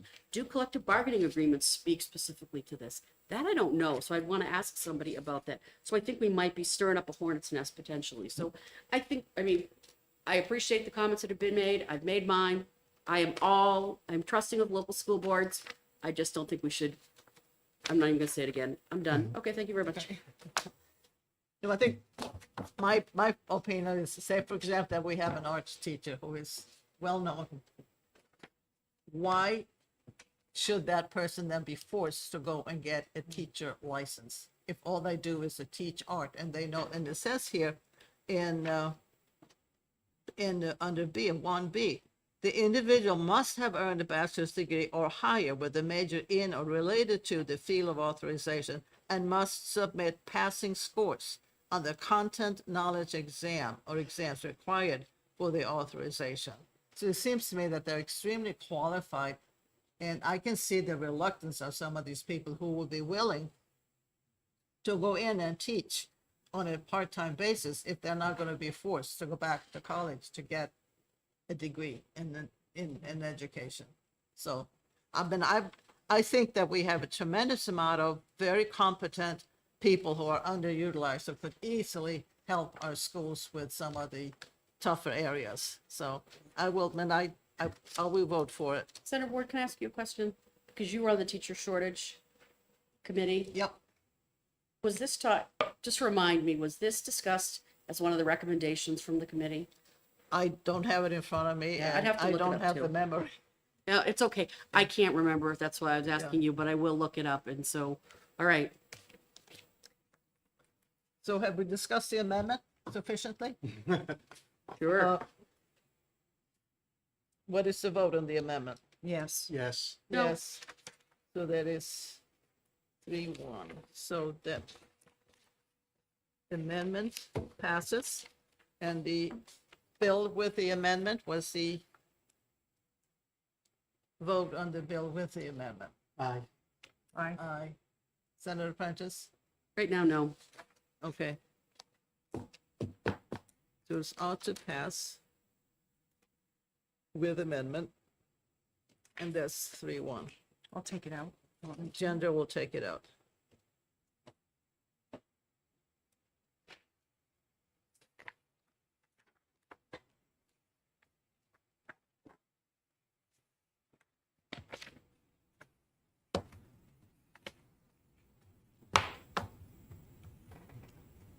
The next one is 1570.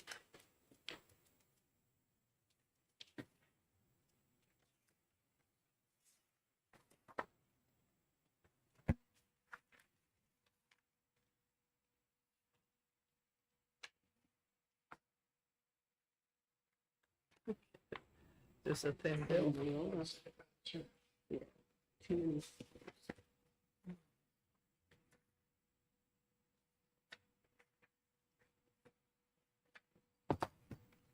Okay, that's to require the Department of Education to conduct a facility assessment of public schools and public charter schools.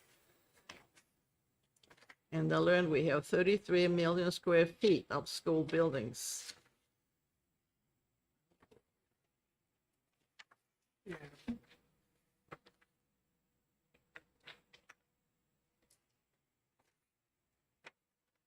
Contact with a vendor to conduct facility assessment of public schools and charter public schools.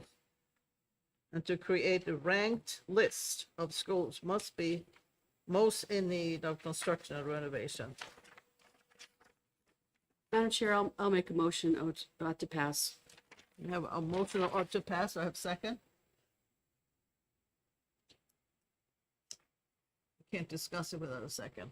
I'll second it.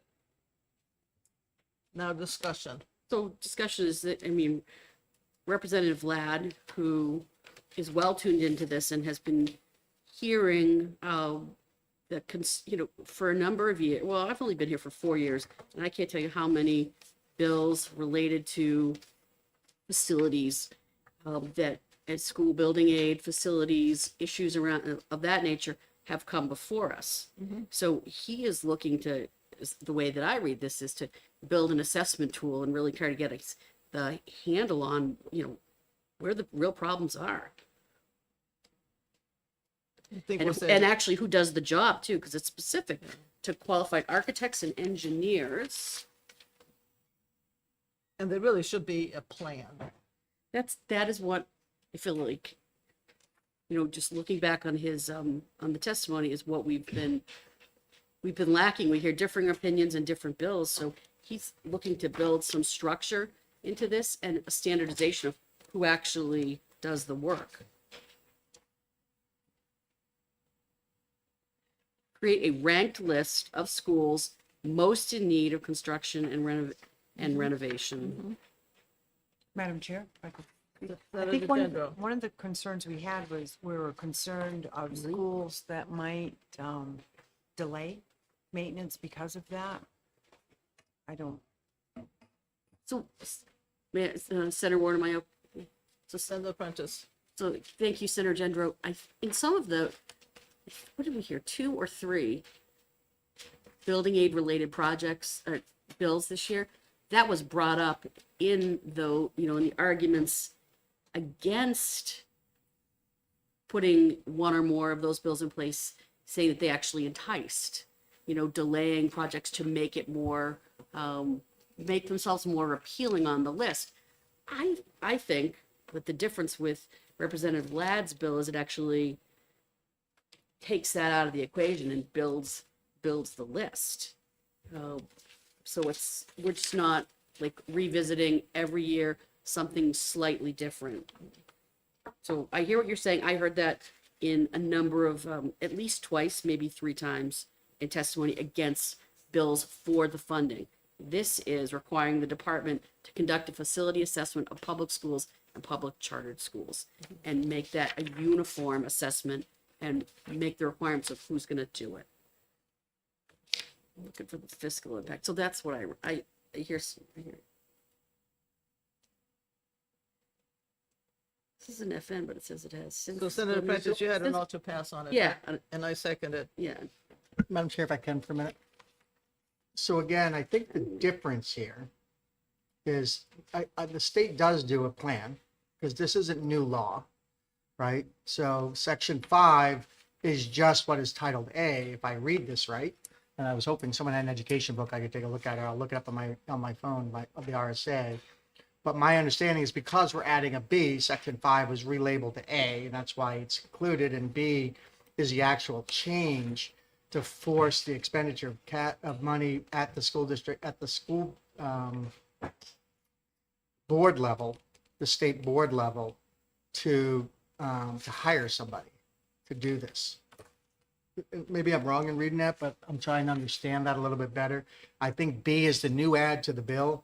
And because there's a B, there has to be an A. And so 5, which is already current law, is added. So the question, and I don't have the department here, I don't think, is do they need this outside vendor to do it? Or are they already doing it through the committee that we've already established that does the review of building aid and the review of everything else? Brian's sitting there like he really wants to say something. And if the chair would allow, I'd ask him if he has a comment. Feel free to add to clarify for our committee. Do we have a 10-year plan at the moment? So my understanding is section 5 is already current law. Right, but so what you said, the difference is that we're asking now for an outside vendor? Right, But so who does- B says to comply with the requirements of 5, the department shall contract with a vendor. But the question is, are they already doing it without a vendor? Because it's already current law. I guess my question is, who is doing it? Right.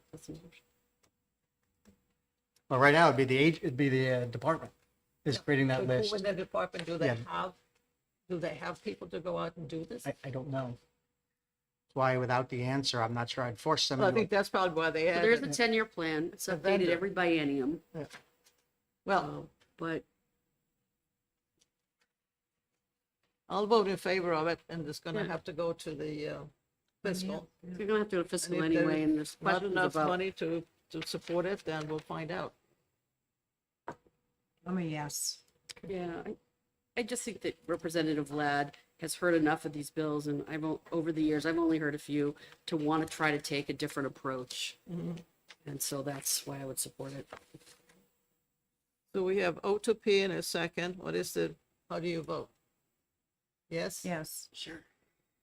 Did you say? Yes. Sure. Okay. That's a new one. It's yes, I'm a little nervous, guys. yay, or sure. So the Okay. 4-0, and I'll take it out.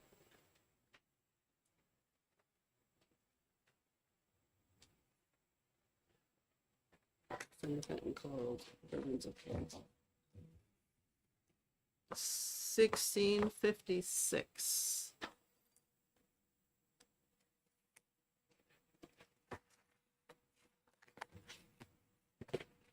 Madam Chair? Yep. I'll move interim study on 1656. I'll second. Okay, discussion? So, Madam Chair, if you remember, I was the author of the existing education funding formula that was ultimately adopted by the whole Senate. And in that formula, we've already increased special education expenditures a significant amount. And I think that this is a pretty hefty budget and policy move. And it should be taken up during the budget year, but I would like to use the interim study time to see how best to serve the special education community as a whole, whether it's through updating this one line or maybe talk about catastrophic aid, and maybe school districts would be better served by looking at catastrophic aid and special needs. So I think an interim study would allow time to do that and not move the ball after we just moved the ball last year. Okay, any others? Senator Prentice? Thanks. So interim study at this point means to me one of two things. One is a polite way to say no. We've talked about that before. But the other thing is that it does provide a period of time, but not much time. So considering, this is about special education in the context of the larger adequate education grant amounts. In my mind, and it would be preferential for a budget year, but why couldn't we pass this and send this on to finance to be considered in the larger picture? I mean, we're hearing that there's not enough funding for special education services. I think we're going to always continue to hear these things, but it looks like it also, just revisiting this, had good support. Had good support in the committee. Very few people against it, and I understand I appreciate the financial perspective that you always bring to these conversations, Senator Lang. But from a policy perspective, do we want to create different categories of special education services, and allow the calculation of the differential aid to be included, or to be included in that, or not, and then let the money part of it sort out over in finance.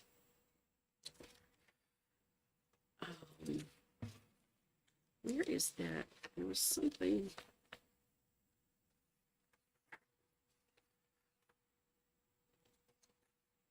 This bill provides for category of special education services. We go from 13 categories down to 3 categories.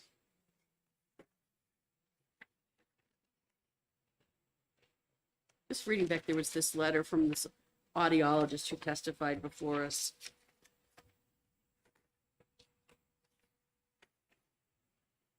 So, Madam Chair, again, I just restate, in the last formula, we've already significantly increased the single line item that we have in the formula for special education. My concern is I think school districts would be better served if we looked at this, and if we're going to spend money, I think the catastrophic aid category, I think Hudson or Pelham or one of those towns down south just sent way over budget because of a catastrophic aid situation where they had one student came in or a couple students come in with extraordinary costs, and yet they didn't build that into their budget, and there was no mechanism, and they ended up going over budget and having to do things. So I think we need to be deliberate in our statement. I tend to be more towards that catastrophic aid for the school districts that might, and I think we can interim study this, take a look at it. Like I said, we've already increased this line item from just last year in the budget significantly, and I think we can interim study this, and I don't mean a polite death for an interim study. I mean a true financial review so we can make a good recommendation for next year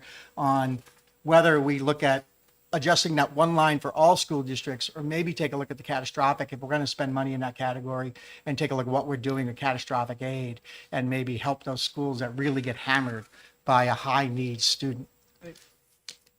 I've been through that in one of my towns. So I'd like to just interim study it, take a look at what that best looks like, so we can make a good recommendation for the budget year, the following year, going forward. Senator Prentice? Thank you, Senator Ward, and thank you, Senator Lang. So I just, Mary Heath, Representative Heath, she testified that, this had large support passing the House, 349 to 26. So I just wanted to add that, and, who is gonna, so from the commitment to interim study this, and I have seen that done in a, second year. Who's going to do that? Are you going to pick up that ball? If I am assigned to the interim study committee, I will be happy to pick that up and move this forward, just so we have a good number to give for the following year and a plan. So they'll be studied this summer and fall. What's it? It will be studied this summer and fall. Right.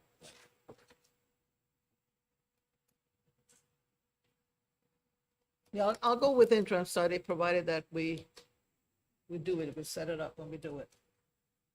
That is my plan, Madam Chair. with the motion. And I appreciate Senator Lang's commitment to it, and I can support him in his work.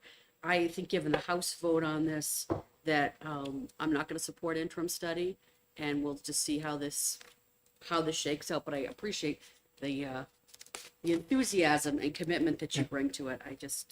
I'm gonna hold there, and we'll see what happens. Doesn't mean I'll get in its way in the future, but all right. So I have a motion for interim study and I have second. And we have had a discussion, so those in favor? Aye. Aye. So it is 3-1. And I'll take that out, Madam Chair. Okay.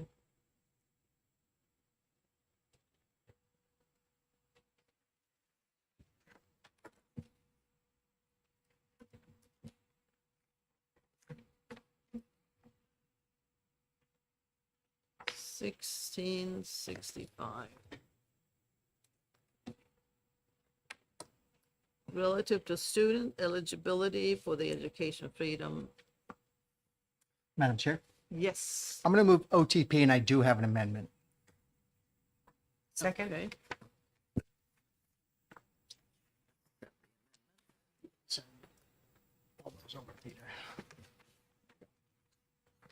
Madam Chair, I offer Amendment 1799S, and if I get a second, I'll speak to my amendment. Please speak to your amendment. So, as you know, Senate Bill 442 passed this body, which established a set of criteria in addition to a percentage amount on what qualifying amount counts for EFA at 400%, which was just below the median income here in New Hampshire. And it also outlined some criteria. We changed some things like what percentage the third-party administrator is allowed to take from 10% down to 8%. We extended the phase-out grants, allowing public schools to continue to get public dollars for students that have left due to the EFA program, to give them time, because as we know, government doesn't turn on a dime, and it gives school districts time to have those phase-out grants to be able to deal with any reductions in population, and allow that to continue. So we pushed that out another 3 years, because we've changed the program, and therefore the public schools should have access to, because we've changed it, they should be able to have those grants to continue for the students for the first 3 years. We created a reporting requirement for the Department of Education to deal with advising what money is being used in that phase-out grant, so school districts are aware, and us as legislators are aware. And then lastly, we changed average daily membership for purposes of where we currently have a homeschool bill that allows homeschoolers to take classes 7th through 12th grade. This would extend it to include the EFA and allow that local school district to be able to use that part-time attendance towards their ADMA and relative to the amount of public money they get in addition for just keeping the building on and those kind of things and warm. So it allows for 15% per class addition to the school for them to be able to get more education trust fund dollars to help their school. So I think this is the existing Senate position. I think, again, the idea that we're increasing it, the percentages and those increases have a couple criteria. Again, like the phase-out grants, we think that that should be reasonable. If we're going to change the criteria, we should change the phase-out grants to match, to deal with the new criteria. So I urge the senators to support this amendment 1799S. Senator Prentice. Thank you, Senator Ward. Okay. Thank you, Senator Lang, for bringing forth this amendment. So forgive me, but I got the phase-out grants, the administrative costs reduction being raised to 400% from 350, which it currently is. I'm just looking for guardrails. Are we going to do any means testing or eligibility testing? Did I hear? I've heard some discussion about that, but I don't see it in here. So there was some discussion on whether or not we're going to bring forward eligibility re-verification. We could not come to a consensus agreement on it, so this bill doesn't contain that right now. So, Senator Ward, may I? Thank you. So I'm opposed to raising it in any way, but you might have had me say with some of these, pieces in here in terms of phase-out grants, and, cutting or reducing the amount that goes to the administrative group. Okay, but we have to have criteria. Every public program has some type of means testing. I don't want to repeat what I've been saying for like 4 years. So I am just can't, it's the one thing, it's like, please just put something in place and not just keep, raising the rate. And there's some other things that have been done in here that aren't, that are like, I could maybe get myself around at some point, but that's it. All right, thanks. So the only thing I'm going to comment on, What am I missing? Madam Like, Chair, is that, again, the difference between other programs and this program is we have compulsory education in the state of New Hampshire, right? So we don't have compulsory healthcare. We don't have compulsory housing. We don't mandate and require those things as part of a choice, right? You have no choice when it comes to education. A parent must educate their child. So the difference between having a verification system and an income verification system is, again, we don't give parents choice in attending school. Students must attend. So therefore, I'm a little less, while I appreciate your argument around guardrails, I'm also recognize the fact that this is a compulsory education. We don't give parents choice in whether the kid can go to school or not. And so therefore, at least we can give them choice in where they go to school and give them the financial support accordingly.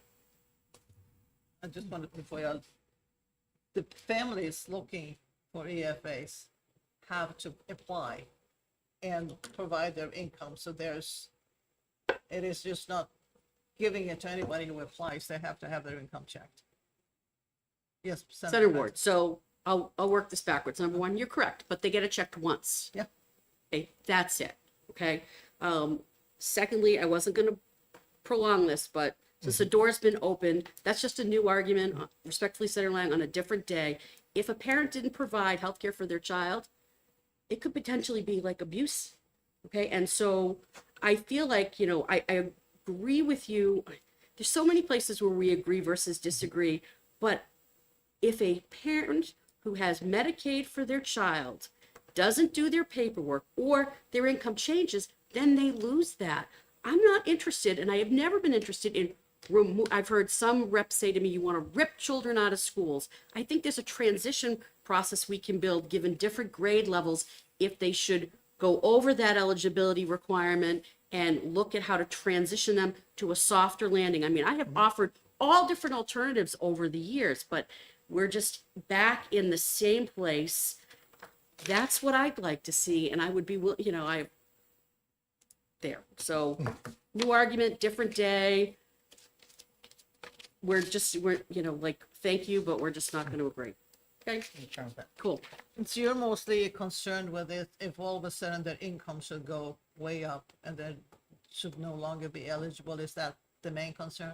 My concern is that these are public dollars, that there's no eligibility check on this, that there could be forever and ever and ever a child whose family is fortunate enough to have their income increase, okay, and they are not tested against that, and so they continue on in a system that we're funding, okay? So I think just like any other program where public money goes in, there should be some check on this.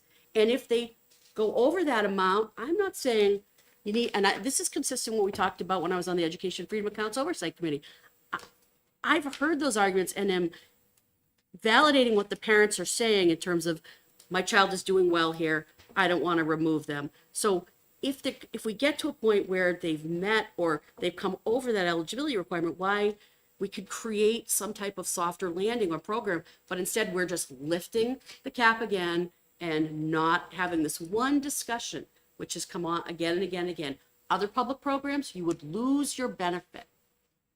Okay, so, we're making great money right now for private schools. Look, I went to Catholic schools, went to private Catholic schools my entire life. My parents paid the bill. They paid their taxes too, period. Okay, thank you. Okay, so we have an amendment. We have had a discussion on it. Can we have a vote on the amendment? Yes. Yes. And no, so it's 3-1. Okay. So we have 1665 with the amendment, and we have an ought to pass with the amendment. What's the vote? How do you Yes. vote? Yes. So that's 3-1. You get to say nay. Right. Nay. Nay. What about Yay and nay. Okay. And unless you want to take it out, Madam Chair, I'll take it out. Do you want to take it out? Okay, Senator Lang will take it out. Now we gotta do 12:0. I think we've done all the finance things. All the ones that we have to get out. Okay, now we have 12:05. I want to do next. Madam Chair, I move OTP on 1205. second? We have an O2P on the bill 1205 with a second and a discussion. Yes, but we need to pull the bill out. So. Okay, since. We had a lot of testimony on this. and Yep. I still, and, you know, we've seen similar bills like this that seem to come to New Hampshire without a real New Hampshire problem. We heard that 5 transgender girls were playing or wanted to play sports. We heard that nobody has gotten a scholarship or a placement on a team, maybe a placement on a podium, but a placement on a team or a scholarship. And the one scholarship that was offered, I actually think the young lady who had gotten that offer, she ended up declining that. So, but the big thing for me, and I am this section, section 4, line 25 on page 1, about how to actually provide the evidence that this is not, the biological sex evidence. Nobody's able to actually say what this is going to be. Are we going to leave this up to the discretion of the schools? Are we going to put this on school administrators? Are we going to ask them to perform physical exams? Are we going to ask parents to have certain medical testing? This is just a vague, wide open statement waiting for trouble and interpretation.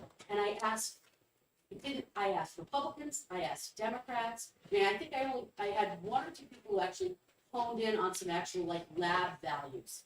But without this can't go forward. It can't go forward. Like, I mean, first of all, I don't think it should go forward, but this alone, being unresolved, is gonna be so problematic for our school systems. And what about the children that are subjected to whatever these tests might be? I mean, that's it. That's all I'm gonna say. If you ask for the birth certificate, it seems to me that should say all of it. An unadulterated birth I certificate. can't hear you. I said an unadulterated birth certificate should establish whether this person is a male or a female. This section says, what if they don't have it or doesn't have? They don't have the original certificate or doesn't indicate the student's sex upon birth. So the student must provide evidence indicating the student's sex at the time of birth. The student or the student's parent or guardian must pay any costs associated with providing the evidence required. I see that. So it could, if they don't have a birth certificate or it doesn't contain it, is where the problem. And this language, the way the bill is written, it says there's going to be some kind of evidence. We got ideas of what that evidence might be, but it's not in here. It's just vague and left open. Like, interpret this as you will. So, yeah. Thank you. So, Madam Chair, just again, in the bill, it has a separability clause. So if any given provision is deemed inappropriate or wrong by a court, that provision will be, in and of itself, will be struck. So there is a mechanism to deal with, just in case this goes somewhere. The severability clause at the very end will allow that to be struck from the record and not be law if it's challenged somehow. Senator Pettis. And thank you, Senator Lang. I can appreciate that, but how long will the challenges go on before this is sorted out? Like, are we really going to put this out there and have school systems make decisions about how they're going to gather this evidence and then wait for it to be challenged? What will children and their families be subject to? Well, we're gonna have another big, long discussion on the floor. So Yes. with much more input, so let's see if we can come to some resolution. So I have an O to P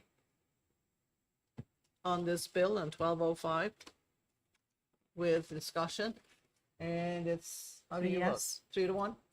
Yeah. Nay. Thank you. I'll take it out. Ward will take it out.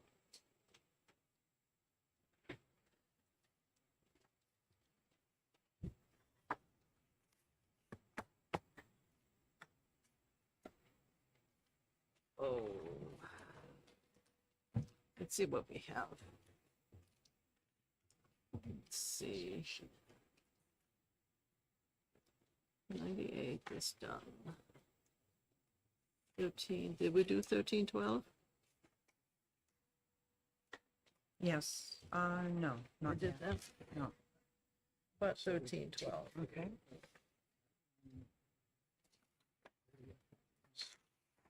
So we're through all the FNs, correct? So what else? What's our tally? You want to start at the top of the sheet, Madam Chair, on Do the we- exec log, and I'll move OTP on 1014. Which one are you voting on? 1014, well, they're right down the top of the list. 1014? So I guess my question would be, with all due consideration to Senator Fenton, who had something very unexpected come up in his life, we've gone through the bills that we have a time constraint for and a little more. Is there a reason that we can't wait for this other member of our committee who's, again, has had a family emergency this morning to be here?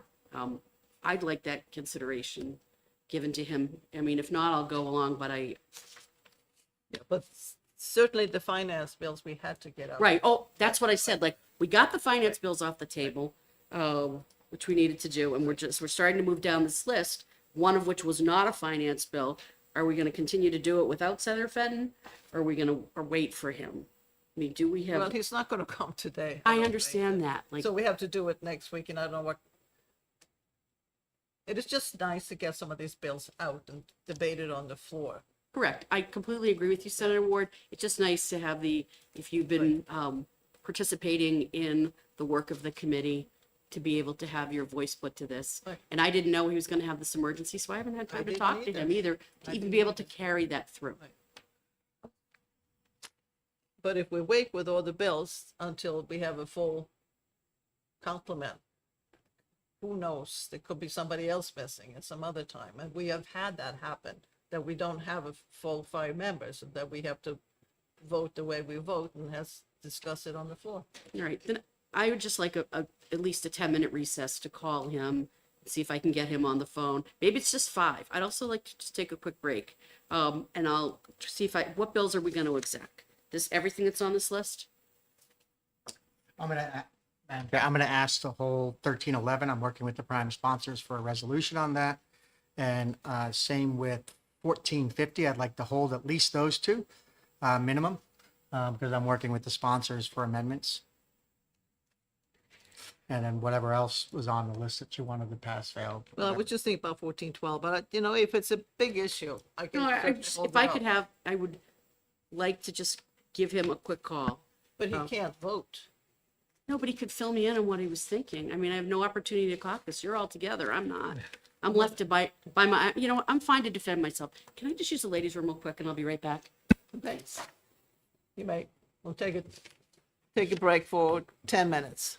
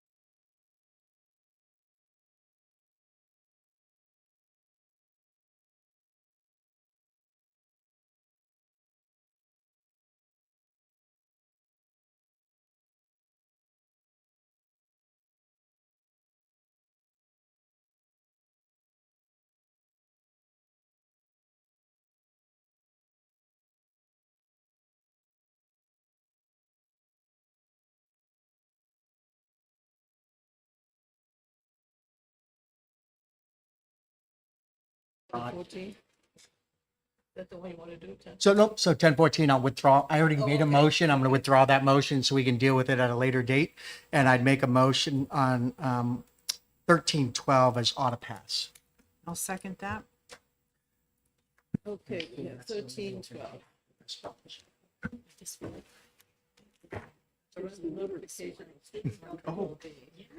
That's where he is. that's reasonable. That's why I've been thinking about this. All right. So I just need to pull my file because I'm up. 1312.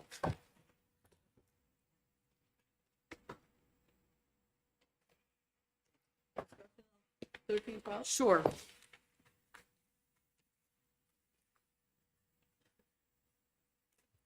So, thank you, Senator Ward, if I may.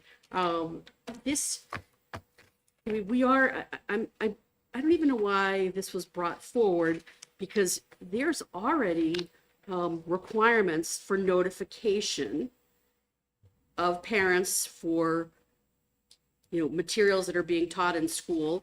This, this hones in on, I mean, I see the point to any, but it's using that at the advantage or as a way to expand into sexual orientation, gender identity, and gender expression, which may or may not be taught. I'm making the assumption that it is, but it is using that as a way to, to flush this out because of objections by the group that's sponsoring this. And so I think that there's already a mechanism for the parents, number one. And the second part that has to do with the data. Hang on a second. I had some notes.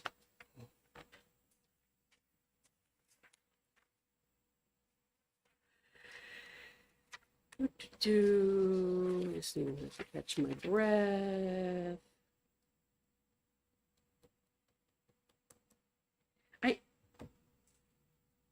Strikes me that when we went through and did the parental, so this whole discussion about, and I agree, I'm not saying that parents don't have rights. I am a parent, but I had access to all of these notifications, opportunities to say yes or no for anything that, for anything when my daughter was in school. And I don't understand why we're like redoing this as far just making policy statements.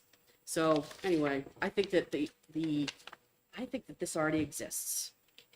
My gut feeling is that times have changed. Yes.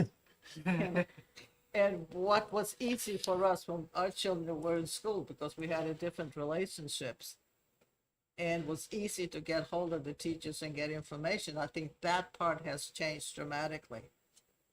And apparently some parents have a hard time getting any kind of information because they're treated with studied neglect.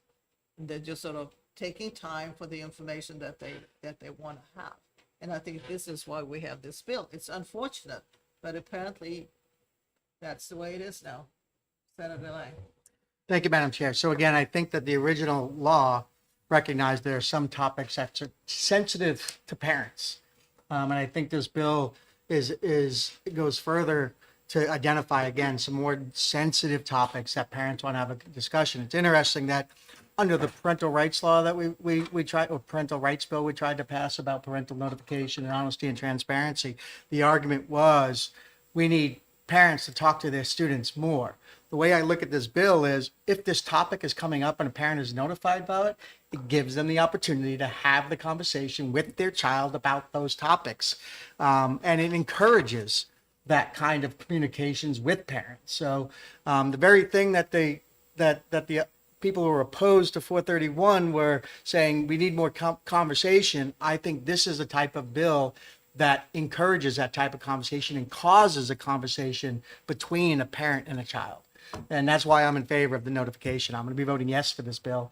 But again, this bill specifically, by giving the notice to the parent can say, hey, let's have a talk about this. And it will have a conversation because they know the topic's going to be coming up in school. So I think, again, this bill does exactly what the opponents of 341 were opposed to, making more conversation with parents and children. And this bill does that by giving the parents the notice and giving them the opportunity to have that conversation with their child.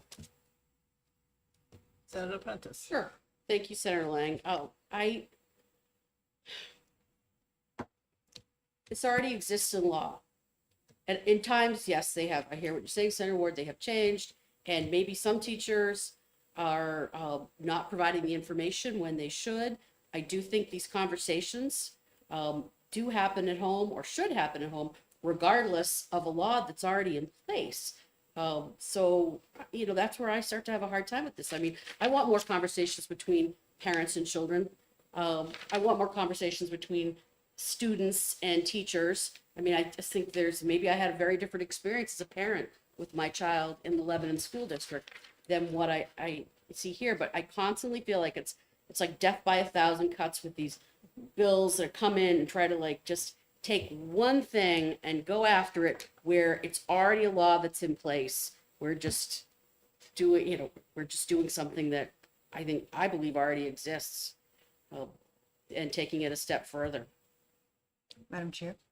Senator Gendro. We They did get hear, the notice. we did hear testimony too, from one mom, said she didn't appreciate a bulletin board that was set up regarding sexual and gender identity, and there was nothing sent home that bulletin board was going to be put up. Then there was another one on the Trevor Project displaying phone numbers, social media contacts, chat, social network, that was also not,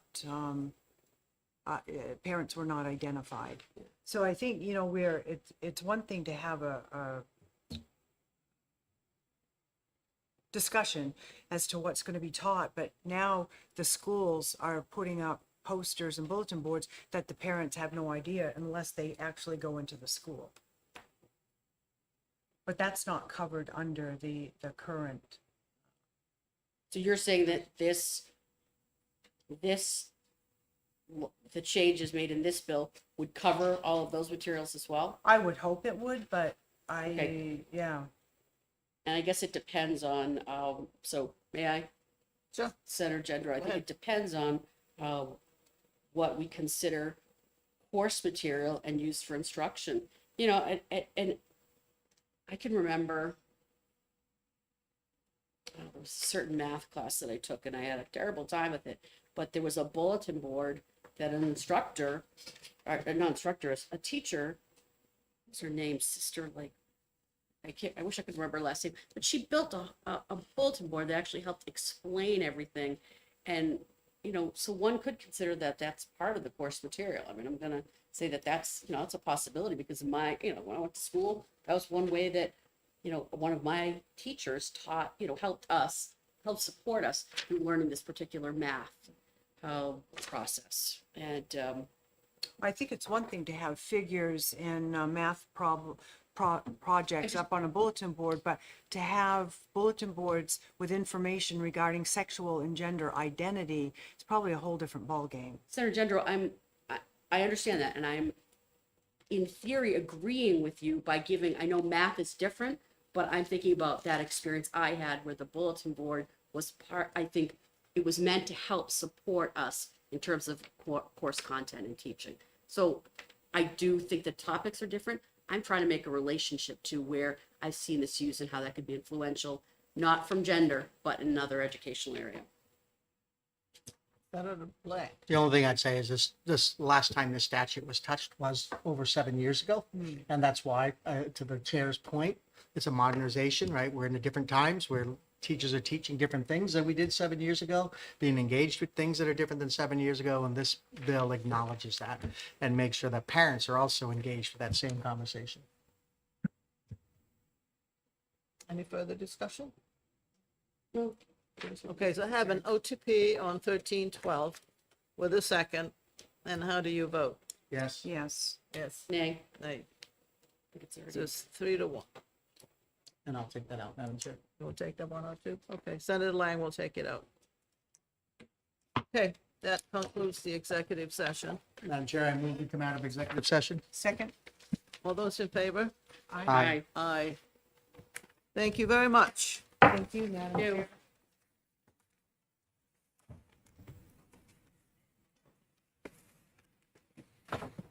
You can have this.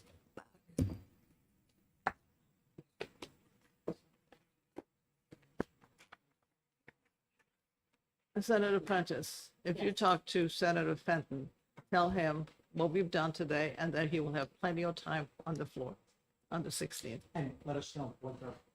Well, Paul, they're on their way home from the hospital. False alarm. Yeah, that's why I was so like, you know, this wasn't just like a regular appointment. I'm so